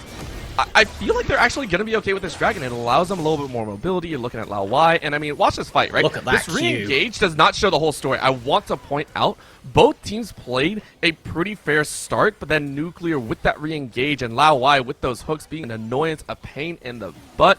It's so grandiose that Lion's Creed, honestly, after that, I feel like they're just kind of saying, hey, it was one bad team fight for Nuclear, though. That is the turning point. That is the moment you were talking about. Hey, let's get things moving. Let's get things rolling. And I quite like the defensive itemization from Qiyana here. She's picked up the Verdant Barrier, meaning that you don't need to worry remotely as much when running into that Veigar wall to look for the follow-up. Pop strolling down mid, gonna knock down this tier 1. Should be a freebie. Probably gonna get a second charge, actually, but keep your eye on Lao Y. They're on the side. Gosh. All those Voidlings, by the way. That is frustrating. A hook over the wall, though. No flash available. Pop does have the ult. Crescent Guard not going to come out. Just a little bit of damage. No shove. Shove did land, but that Event Horizon is more than enough to stall out whatever Nuclear are going for. And for the way that Nuclear want to approach fights, it's kind of like what we just saw, with slightly better execution. By having this Verdant Barrier, Qiyana is a fair bit behind on damage, and because of the cooldown being so long, you really do need to get the initial play and then be able to win off the back of that, because you're definitely not getting a second shield. We saw almost a pair of kills off of those picks. Oh. Will we see it top lane, though?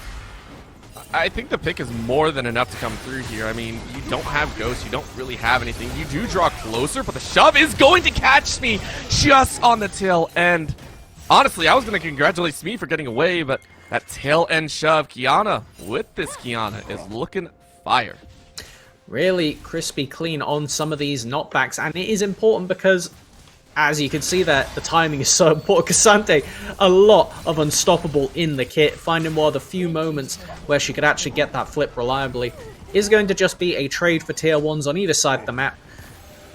When it comes to this dragon, I prefer to think of Cloud Soul as being the map impact, as opposed to the actual soul itself and the speed that it gives you. Because this game, you look, Maokai, yeah, they'd like the Cloud Soul for the speed, follow up after the ult, pretty good. Brody, situationally can make use. But more importantly, these air bubbles in all of the jungles means rotations are faster. What do Nuke Killer want to do? They want to rotate. They want to go fast, and no one wants to go faster than Lao Wai, and Yana on the Talia looking clean. These rotations will be an annoyance, and I think for Lions Creed, they got to be aware of that, right? This speed up game is going to cause them to kind of not just look in 2 or 3 directions, they got to look in like 5.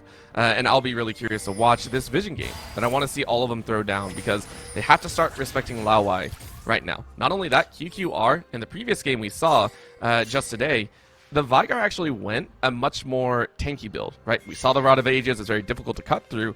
Your only real safety this game is that Saris Embrace. It's a singular shield, it doesn't really give much else, so I'll be really curious to see if anything changes. That's a flash forward, he's not going to be hooked in, so Lao Wai losing that flash. Unfortunately, having to walk away. Smite goes down. Pop actually wanted to follow. And the Encore! The range is so good, and Lions Creed force a payment out of Nuclear. I really like this. They have 6 grubs in pocket, so this tower will get burnt down. And I was going to say, they don't have a good avenue to really get grub value. So actually forcing down off of those singular picks is going to be essential this game. Yana's currently lurking on the side, does have the wall available, but I don't think we're going to see a big commit from Nuclear. It looks like just go call it off. Dragon's up in 30 seconds. Let's get prepped for that.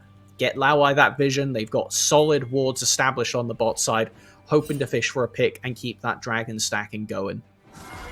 And I think it's going to be really interesting because we have watched Brody just silently become a monster, by the way. 6-0-2, we haven't noticed it. We saw the 2-0 and like 1 earlier.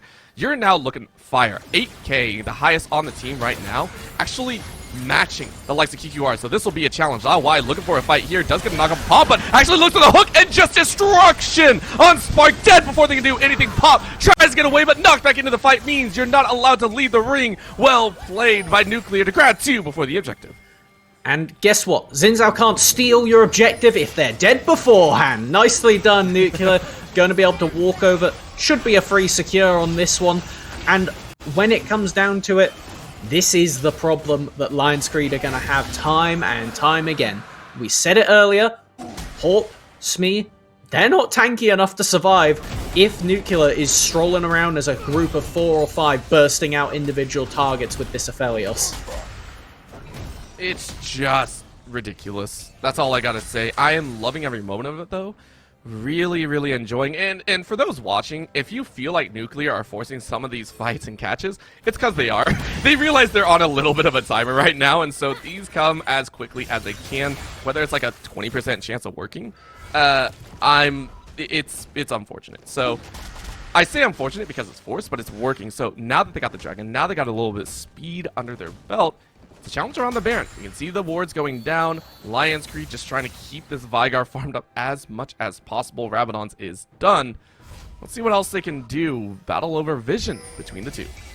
And for the first time of the day, I think, we actually do need to care about Baron vision. Because you see right now, Brody, they've currently got the red-white guns. They will shred this Baron if given the opportunity with those guns out. It does give Lions Creed the potential to play around it as long as they're mindful, like, oh, he's on green, purple, we're good, we don't need to worry about the objective getting shredded right now. But if you're not paying full attention, I could very easily see Nuclear Vikings using this great vision control they've had running with them all game to sneak a Baron right underneath Lions Creed's noses. If they get the sneak, that would be crazy. If they actually get a sneak like that, I would be highly impressed. For right now, though, no sneaking to be done. Instead, it is a 3-man rotation from the bot side up, making sure that you keep coverage as best you can. And for the likes, Pop also trying to do the same, right? Pop has actually been lagging just a tiny bit behind Fruity, and it's not the worst thing in the world, but it just feels a tiny bit bad to be down like half a level or something, right? It just 100%. You want to be on same footing, so. And part of the reason for lane that and it's safe. is... Ooh, what's that?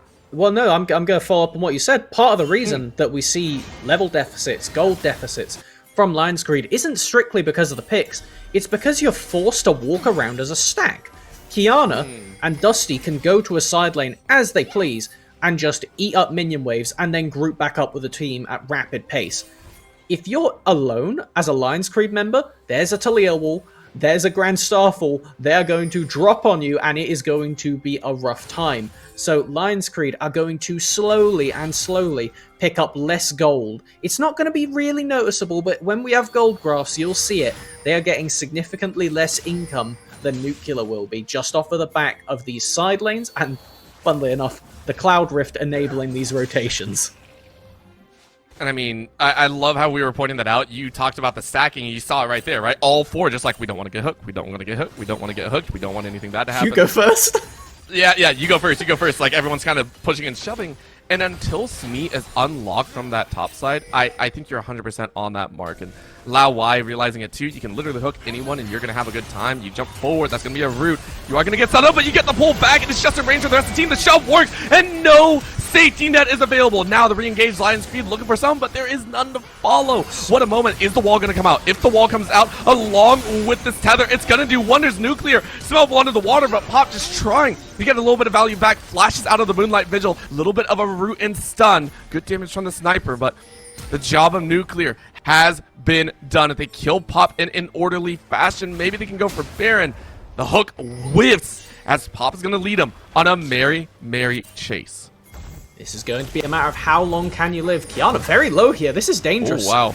Smite off I the mean, spell that was a shield. drive-by smite, by the way. Pop was like, I'll get something out of this. That's going to be a little bit of stun route over the wall. They're still chasing back. Still Man, living! Pop is actually living. Pop has actually done a lot of work. At this point, it is losing value to kill him. He actually gets back with the rest of the team, so Lion's Kid is going to try and find it out. Smee now ready to tank. That's a TP back in. Kiana recalling to get some HP. And now they are safe, but Pop lives. What a roundabout way to survive. I would say saving Private Port, but that is a captain if I've ever seen one right there. That was an expert maneuver to slink around the rift. Nuclear Vikings just not dedicating enough members to the initial part of the chase means that they get away. In all honesty, it just burns a lot of time, which I think Nuclear Vikings are going to be okay with, because if we look at that minimap, that's a lot of control wards set up around Baron. They can just waltz on over, cycle Aphelios guns, and do it all again. And Lion's Creed aren't even incentivized to flip for Dragon, because you're getting a single cloud versus the Baron. And look at this, just dark everywhere. Lion's Creed. They're wondering what the heck's going on right now. Not only that, they have no vision on the bot side either, so it's until they start hearing the Baron being done, or they start assuming. I mean, they can't really chase, so instead they have to fight for the one that they know they saw a few members on. It's a smart play. Right now, Lion's Creed just trying to run him out of town, and Dusty's just like, come on, come into the darkness. Come into the darkness. Let's see what happens. This is going to be fun. And Lion's Creed are just like, we're not taking this. Brody is really far away from this play. Lion's Creed don't know because of the lack of vision, but, I mean, they're leveraging the mid-pressure quite well. They should be able to waltz back into a pretty free Dragon, or at least this is as free as it's ever going to get. So if you don't burn it now, just get rid of it and sacrifice the objective at this point. Oh, man.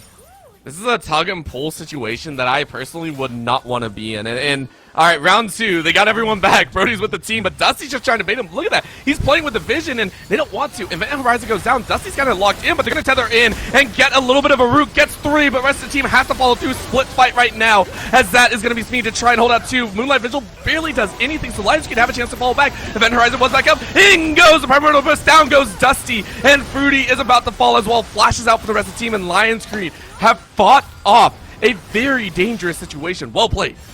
The stacking with the Seraphine shield, no decisive play coming out from Nuclear Vikings, just not able to get that singular pick. Smee being just over the crest of too tanky to hook and kill. That now, it's giving Lion's Creed an opportunity back into this game. Yes, they've had to sacrifice resources by stacking, but now we're seeing the fruits of their labor. That Redemption Moonstone Seraphine, not a lot of damage, but holy moly was that a lot of HP restored. That was out of this world, and that's one of the frustrations. However, It's a Baron Nuclear sneak! realizing they gotta go Nuclear. They are in the dark, and that's gonna be double scryers just to make sure. They gotta burn this quick, though. Nuclear gonna try teleporting in from the side. They can burn this down. It'll be good. They do get the smite. Dusty's ready to fight, but Smee saying maybe we can chase further. I'm not sure if they want to. That could be a danger. So the rest of Nuclear are going to walk away with the objectives traded out. Honestly, Nuclear getting away with a sneaky chance. Fruity Carrots with the marvelous punish, using that Pantheon ult to get to the objective, shred it down. Brody was one gun away from having red-white, turn to it in the middle of it, and just blitz down the Nasher. We saw it looked like Lions Creed had brought themselves back into the game. Suddenly, though, great counter punch from Nuclear Vikings. The biggest question now is, how do they leverage the map? You still have the mobility of Kiana on her Talia with the wall, the teleport, etc. 30 carats, about 40 seconds off of having that Grand Starfall again. There's no objectives up. You need to start breaking towers, because when we look at the map, it's only the tier 1s of the side that have even been touched at this point. Mid, it's going to go down here, but this is fine. Like, Lions Creed can turtle around this. Yeah, I mean, they're fine. They lose what was, I consider, a freestanding gold. It's not the worst thing in the world. Of course, right now, Nuclear are just kind of like, I mean, maybe we can find Pop. Pop, what are you doing, bro? Pop just walked through one of the most dangerous areas, and it might be traded out. You flash, get a lot of healing back. And this is a dangerous chokehold. Dusty trying to flash away. He is able to get to save. Oh, go to the wall. They got QQR. What a freaking snipe. That's the kill. Now the shot Smee is dead as well. And out of nowhere, what looks so spicy all of a sudden falls into Nuclear's pockets. Kiana is making Cassante look like a fair champion this game. I can't believe the number of knockbacks she is timing just off of these dashes. So well punished, but now we're looking. What can Nuclear get done? They've got 2 kills. That's great. But this tower is taking ages to go down. Luckily, Dusty on the side is going to knock that one over, but the question is, will they be able to break base? So important. Oh, yes, you can. Yes, you can. If you flash hook the Seraphine, you asked for it, Melvin, and here it is. The base is officially broken. Is the base broken, but will it be the game? They can rotate into bot and look again, or will we see Reservation, calm play? Nope, just kidding, give us that bot tower. I mean, listen, it might not be grabbed, but this is, in the span of about 45 seconds, Nuclear, who we said are struggling to get these towers, rightfully so, by the way. Let's not say it like we were like, we knew it was going to happen. These hooks, look at this hook, Lao Wai's hook. I'm trying to look and see. This snipe comes out of nowhere because QQR, it just barely gets by Pop. And then, as you said, Smee, trying to get out of town. As soon as you lose QQR, not a moment to lose. It is beautiful. And then the follow-up hooks, by the way. Like, that was... There were key moments that had to happen for Nuclear, and it all happened at the same time. That is why the mid inhibitor is down right now. I mean, at the end of the day, I think a lot of people coming into this expected Lions Creed to be one of the favorites, as we do see Kiana play forced onto her, forced away, using that wall, nice and safe. And Nuclear Vikings, not to say that they're any slouches, but they are, I would say, performing quite above caliber right now. This is a really clean game from them, executing on this pretty linear comp extremely well. It's telling when a team can take a linear one-dimensional team and make it feel somewhat 3D, right? Like, yes. that is a skill. And I think that's my favorite way to put it, because there are some champions that obviously they just do one thing. Like, Blitzcrank does one thing, Pantheon does one thing, and then Lions Creed, they're a team that have multiple dimensions. It's almost like they can't decide on which one they want to go for, and that's leading them a little bit astray. Sometimes when you have too many options, everything gets away from you. So, right now, let's take a look in.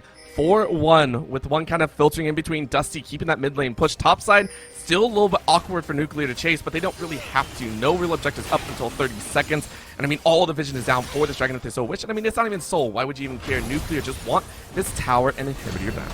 Dusty can flank if they ever so choose to. At the end of the day, without a minion wave, Vigar Cage is just going to make this tower nigh untouchable, which is why that next Baron spawn in a minute 30's time is so important. I doubt Lions Creed have anything to do about this dragon, nor should they, let's be real. Just give it up, let it go. It's a second Cloud Dragon, boo-hoo. Yeah. But it's about the Baron. Get that vision set up, try and get a proactive pick off the back of Porp and the Heathen's ultimate combo together. I think that's what you got to go for, because otherwise, Nuclear Vikings, if they're given time, they're not going to rush this objective down for no reason. They have shown this game. They will choose their moment, and they will make sure they're not losing a flip to Porp Xin Zhao. And I mean, one of the main reasons to follow up behind that, Kiana, the one on your screen, she has been pivotal, 7, 2, and 7. And by the way, 3 stacks off a completed Magi. I always love talking about it, but that's what we're looking at right now, and it is a beauty to behold. that's Aaliyah. I have reservations all the time about these types of champions. You have to play very well, and you have to have a very good sense of macro and the whole game on a scale, right? You have to be understanding of where your wall is going to go and your positioning, because where you position these abilities are so important. So the fact that we're seeing a 7-2 and 7, and not only that, keeping Brody unkillable right now at 6-0 and 8 is such a strong showing here. This Nuclear Viking squad is now teleporting in for this Baron, and once again, Lion's Creed are dark. The pressure is immense. One blue trinket currently available on the Heathen to check if Baron is being taken. Keep an eye on those Aphelios guns. What do you see? No! He's already doing it alone. Oh my gosh. They didn't see. Brody cannot complete this, though. They're trying to bait him into the dark. Kiana's ready to cut them off, so this could be dangerous. Over the wall they go. Smee uses that plant. And Dusty's baiting. That's going to be a wall, though, just to section him off. Dusty is going to stay alive, but this is... I'm surprised now. It's a denial tool. Right now, that's 2 big ultimates. The wall plus the vines, and... I mean, LCA are now going to look. Lion's Creed actually started the Baron. Red buff is going to be taken just to get a little extra damage, but I don't know if they want to complete. They take it down by a quarter, but now they have to back away. An exchange of blows that leads to no one falling. There's exactly one team here that can take Baron quickly, and it is not Lion's Creed. And the issue is, all it takes is one Talia flip over the wall. Pantheon has flash, and with that 5-stack passive, Fruity Carrots can seal the objective from about 2k HP at this point. It's really scary to flip, and we saw that Nuclear Vikings have the mid wave pushing in. So much pressure right now for Lion's Creed. You have to play this next few minutes perfectly to stay in the game. And honestly, for Lion's Creed, the only good factor right now is bot lane is pushing for you. Top side is now crashing in, so Nuclear are going to try and shove that in and get another point of pressure, which I really, really appreciate.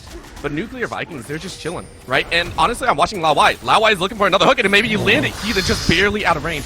Honestly, we're looking at Kiana, we're looking at Dusty and everyone like that. I'm really just watching Lao Wai. Lao Wai has been so key at 0, 1, and 12. Those 12 kills were such major I would say about 6 maybe, but here we go, all 5. Now it's Dusty's turn to root them in. Smee is going to try and take them up. The wall is not ready to go, but the damage may be enough. In goes the wall, but the Crescent Guard keeps them all away. Encore lands to slow it down, but maybe it's not enough. Another hook brings in Pop, but look at the healing, it's enough. And look at Lion's Creed, they annihilate 2, but they lose 2 on the back end. Look at the damage behind. Heathen and Spark can't do much else. The tanks are gone, and that leaves Lao Wai happy to run around, flash out preemptively out at QQR. You'll take that as a dub as Nuclear Vikings with your lives say, what can you do? I mean, you said it in the middle of that. No tanks are alive. Somehow it's exactly both front lines that are obliterated. I mean, I would say job's done if I were any of them. I kept my backline alive, and it's just a question of now. It looks like a big reset. Kiana is rooted. Oh, that was close. The preemptive flashes, honestly, in this game, I can't be upset about it, right? Like, well, with the QQRs, like, quick flash out, and Lao Wai's just like, I'm chilling, I'm having a good time. And then on the flip side, Kiana's just like, I gotta get out. So I do like this current situation. Both teams giving so much respect, even though we take a look at the score, like, these teams have so much respect for each other. I think it's very, very impressive. Absolutely, yeah. It's because I think everybody understands, in the right circumstance, no matter who you are, my champion pops. I will die very quickly. And now, we've got Dragon spawning in a minute. Once again, Lion's Creed. I think they should just give the soul. As we take a look at how this fight actually kicked off, it is just all 4 frontliners just slapping together in the middle. What a nice hook as well. It pulls Hawk back in, and Brody gets a cataclysmic ultimate off of the back of that Infernum. Really getting work done. As we resume back to the Rift, seems to be pretty neutral. Nobody's died, nobody's flash has been burnt in the meantime.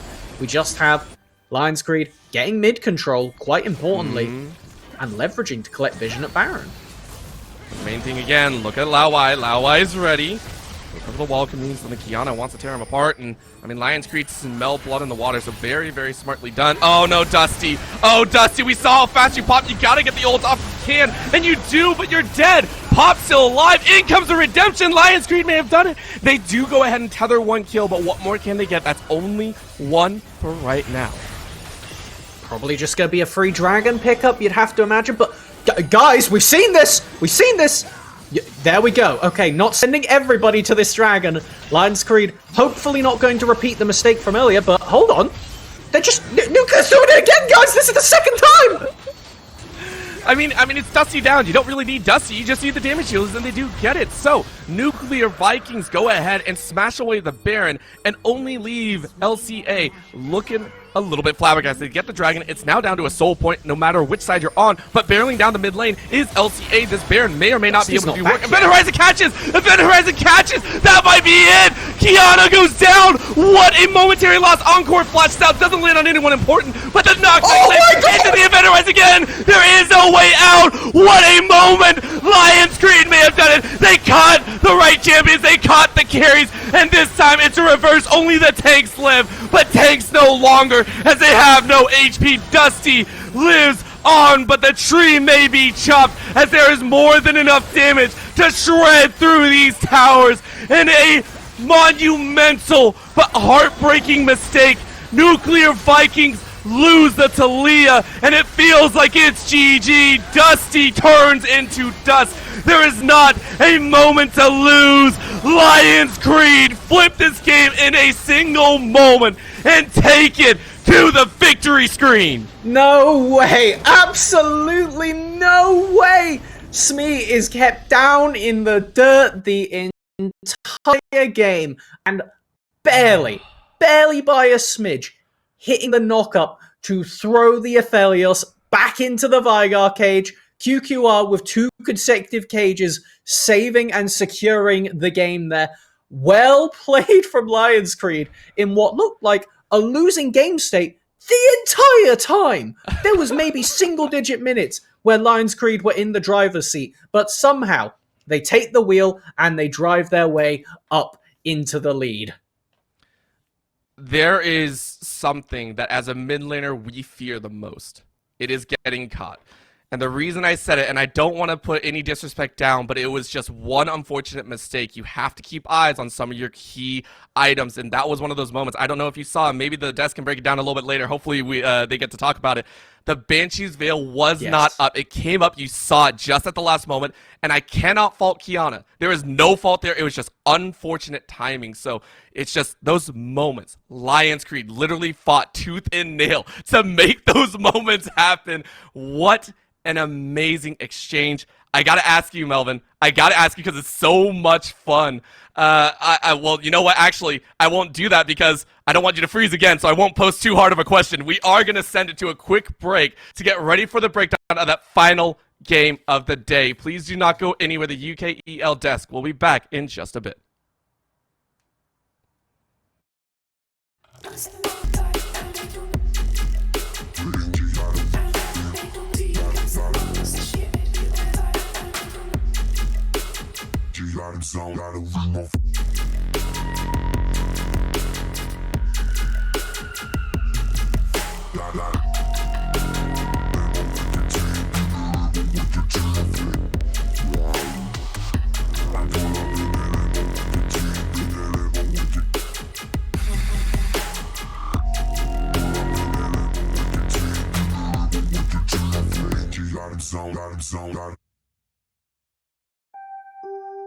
Yeah.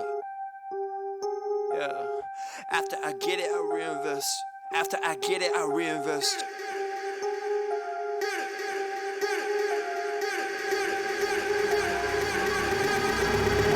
People wanna talk that talk, in reality you have not seen me in action. You think the come up comes overnight, you ain't behind the scenes. Trust me, these things don't just happen. No shade to Gerald, but G's don't come easy when you tryna eat out producing and rapping. I read that contract you sent me to sign, but excuse me, I can't help myself, I'm just laughing. Hey, you tryna cut out a piece of my pie, and I asked you politely, what's it that you offer me? Yeah, I produce all my own beats and I have no intention of losing my publisher. Yeah, independent individual, boy, I've been eating off passive residuals. Yeah, let's be professional. Thanks for your time, but I had to decline at that principle. I've been scheming up a plan, hey. I've been saving all I can, hey. You could call me David Ramsey. The way I handle these bands, hey. We ain't messing with the old model. You wear a new kid, we full throttle.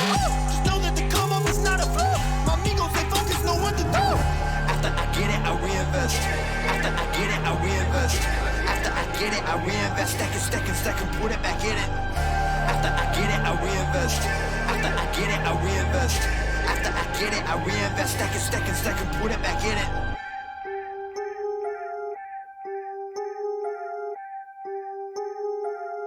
Yo, Look, I ain't saying that I'm rich, cause if I'm honest, I've never been. But when I look at all these other kids, I feel just a little bit ahead of them. You should know the business is competitive. There's a lot of people that I'm better than. Even veterans ain't got the knowledge I do. I've been reinvesting all I ever spent. Stop pretending like you poppin'. Who been out here making profit? Told my mama that I got this. I wonder if she noticed what my job is. I don't know how I'ma make it, but I know no matter what, I'm finna find a way. All my homies finna eat and I ain't letting no one on my team look at an empty plate. Yeah. Went from a boy to a man. Ay, every day been making plans. Ay, they don't really understand. Ay, gotta look out for the family. I won't fall for any scam. Yeah, only worry about the fans. Yeah, I won't compromise the brand. Yeah, I've been saving up the bands. Whoa. After I get it, I reinvest. After I get it, I reinvest. After I get it, I reinvest. Stack and put it back in it. After I get it, I reinvest. After I get it, I reinvest. After I get it, I reinvest. Stack and put it back in it.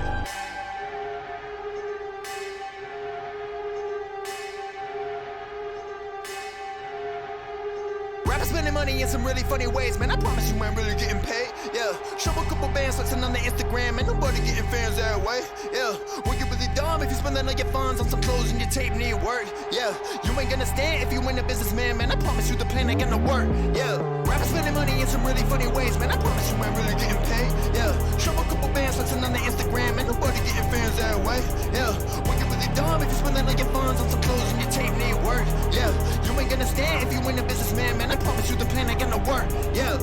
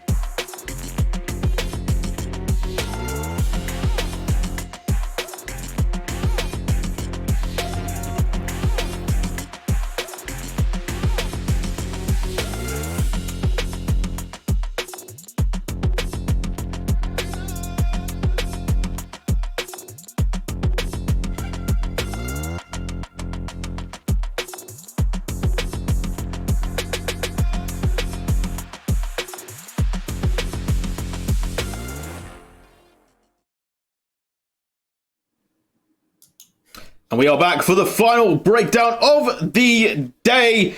And what a game, right? You talked about Nuclear Vikings being a dark horse, potentially taking games off of top teams. They almost did it, but they weren't close enough. Lions Creed keeping to their classic. They're very good at team fights, but they're not the best at getting those early leads, right? They are definitely having a bit of a trouble in those early games. They're losing a lot, and then they're having to kind of claw it back. And then once they get the lead, they do tend to hold on. So I do wonder if there's a few talks that they will have behind the scenes to kind of reiterate that, you know what, we can decide to play the game without losing the start and maybe just make it a little bit easier for ourselves. But with that being said, they still pick up another win. Now, let's get straight into the VTs. Let's run the first one, right? It was such a fiesta. It was such a long game. Let's look at the clip. Let's play Fiesta. Temporal, you're going to talk through this one. Let's see it. Production, roll VT. It is Fiesta forever. Come on and sing along as Nuclear Vikings jumped on this bottom lane. And we'll see teleports in from various characters over the next few seconds. There's the double.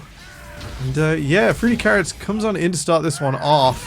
Oh the Vagar Cage does so much work. Look at Dusty, this fantastic twisted advance across. The extension of this fight is what really goes wrong for Lions Creed. They were doing so well. They disengage, they match summoners, they lose their front line. And Lawai here, just look at how you can be so frustrating as a Blitzcrank. Watch this go through. Even though the Vagar Cage comes across, converts, does Dusty. Lawai runs up the front, just breaks everyone open, and it converts the extra kill. 4-1 for Nuclear Vikings on a bot lane play, and indeed 5 as Brody gets that last shuriken in under the tower. That's what we like to see. That's what a Blitzcrank composition should do. Extend, frustrate, and capitalize. And it's like, just watching it back, like Fiesta is the only word, you know what I mean? Yeah, we spoke about how Lions Creed are like kept the core members together, and it's like they have good synergy, but it didn't feel like it most of the time in this game, especially in this Fiesta that we just saw. It seemed like Zen was a little hesitant in taking the fights or like extending the fights or not. Meanwhile, Seraphine wanted to still fight. So yeah, that makes me question a bit the synergy that this team has. Yeah, I think definitely the only is sort one of to be. flag for their synergy there is that they didn't start screaming at each other before 40 minutes, and that their composition I'd love to hear the voice slowed down comms. so much. We got another VT though. Let's go to the one at 23 minutes 15. The Blitz. He's got a lot of speed, really. I don't know if they can change his name. Maybe they can make some sort of like difference in overdrive. But either way, let's have a little look. Temporal. Yeah, just a little before this, we saw Lauai with mobility boots, mobility items on the Cloud Dragon disc. He just runs up here and completely breaks open the front line without the stalling power of the Vhagar cage. Nuclear Vikings can do so much work in front of the Baron. That was the way every fight. They could just extend, frustrate.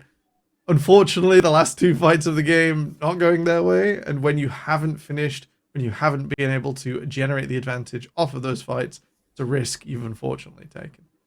Akali go Burr, but Blitzcrank goes Zoom. He did manage to make a lot of plays, but it wasn't enough to take them over the line. Neither of my desks like that one, but I did. It's made me smile. I did wonder where on earth we were going. Let's talk about the bot lane, because I feel like it's been a day of really solid ADC performances, and I actually want to talk about Nuclear Vikings bot lane, their ADC Brody. Inami, I feel like this player really put in a massive performance on this game and had some pretty good movements. Let's bring up the stats for what they had in this one in total, because I feel like it would be unfair to not say how well they played. Well, we have a wrong champion on him. It was on Aphelios, but this guy has been doing like so much damage. His position has been insane cleanse timing as well in every single team fight whenever he's hit by the Seraphine ult, and his position has been just insane. But once again, honestly, it's a little hard to break in because it's again an ADC that died just once the entire game, but that death was just at the end of the game. So yeah, a little unfortunate, but honestly, insane performance from Brody. Indeed it was. It's just been, I feel like ADCs are good in the UKEL. I feel like they've been making their plays, they've been doing their thing, and they're winning games, but they're also having a lot of very close ones to go down to the edge. So shout out to Brody. I feel like they did have a really good performance, and I feel like Nuclear Vikings in general are definitely a team to keep your eyes on. I feel like the 1-2 score doesn't really show how good this team can actually be, and they're definitely one that I'm watching out for to potentially take themselves to playoffs and maybe cause some upsets like Temporal said a little bit earlier on. But that is the game. That is the final one for today. And if you are just tuning in, you're late. Where you been? That's all I can really say. Like, well, what are you doing? Like, what have you been doing the whole evening? Like, this is UKEL. This is where you should be every single day, Monday and Thursday. Make sure you don't miss it again. But with that being said, if you are wanting to look into more League of Legends action, there is a stream that is going on at Twitch TV/Synergy. I believe we might be raiding them for the open qualifications, so we'll be sending them over to that one shortly. But as a quick roundup, I want to say thank you to all of our casters, all of our production. Shout out to you guys, Inami and Temporal, for being on the desk. That has been the game, the wrap up of week 2, day 1. That is all from us. We'll see you next time.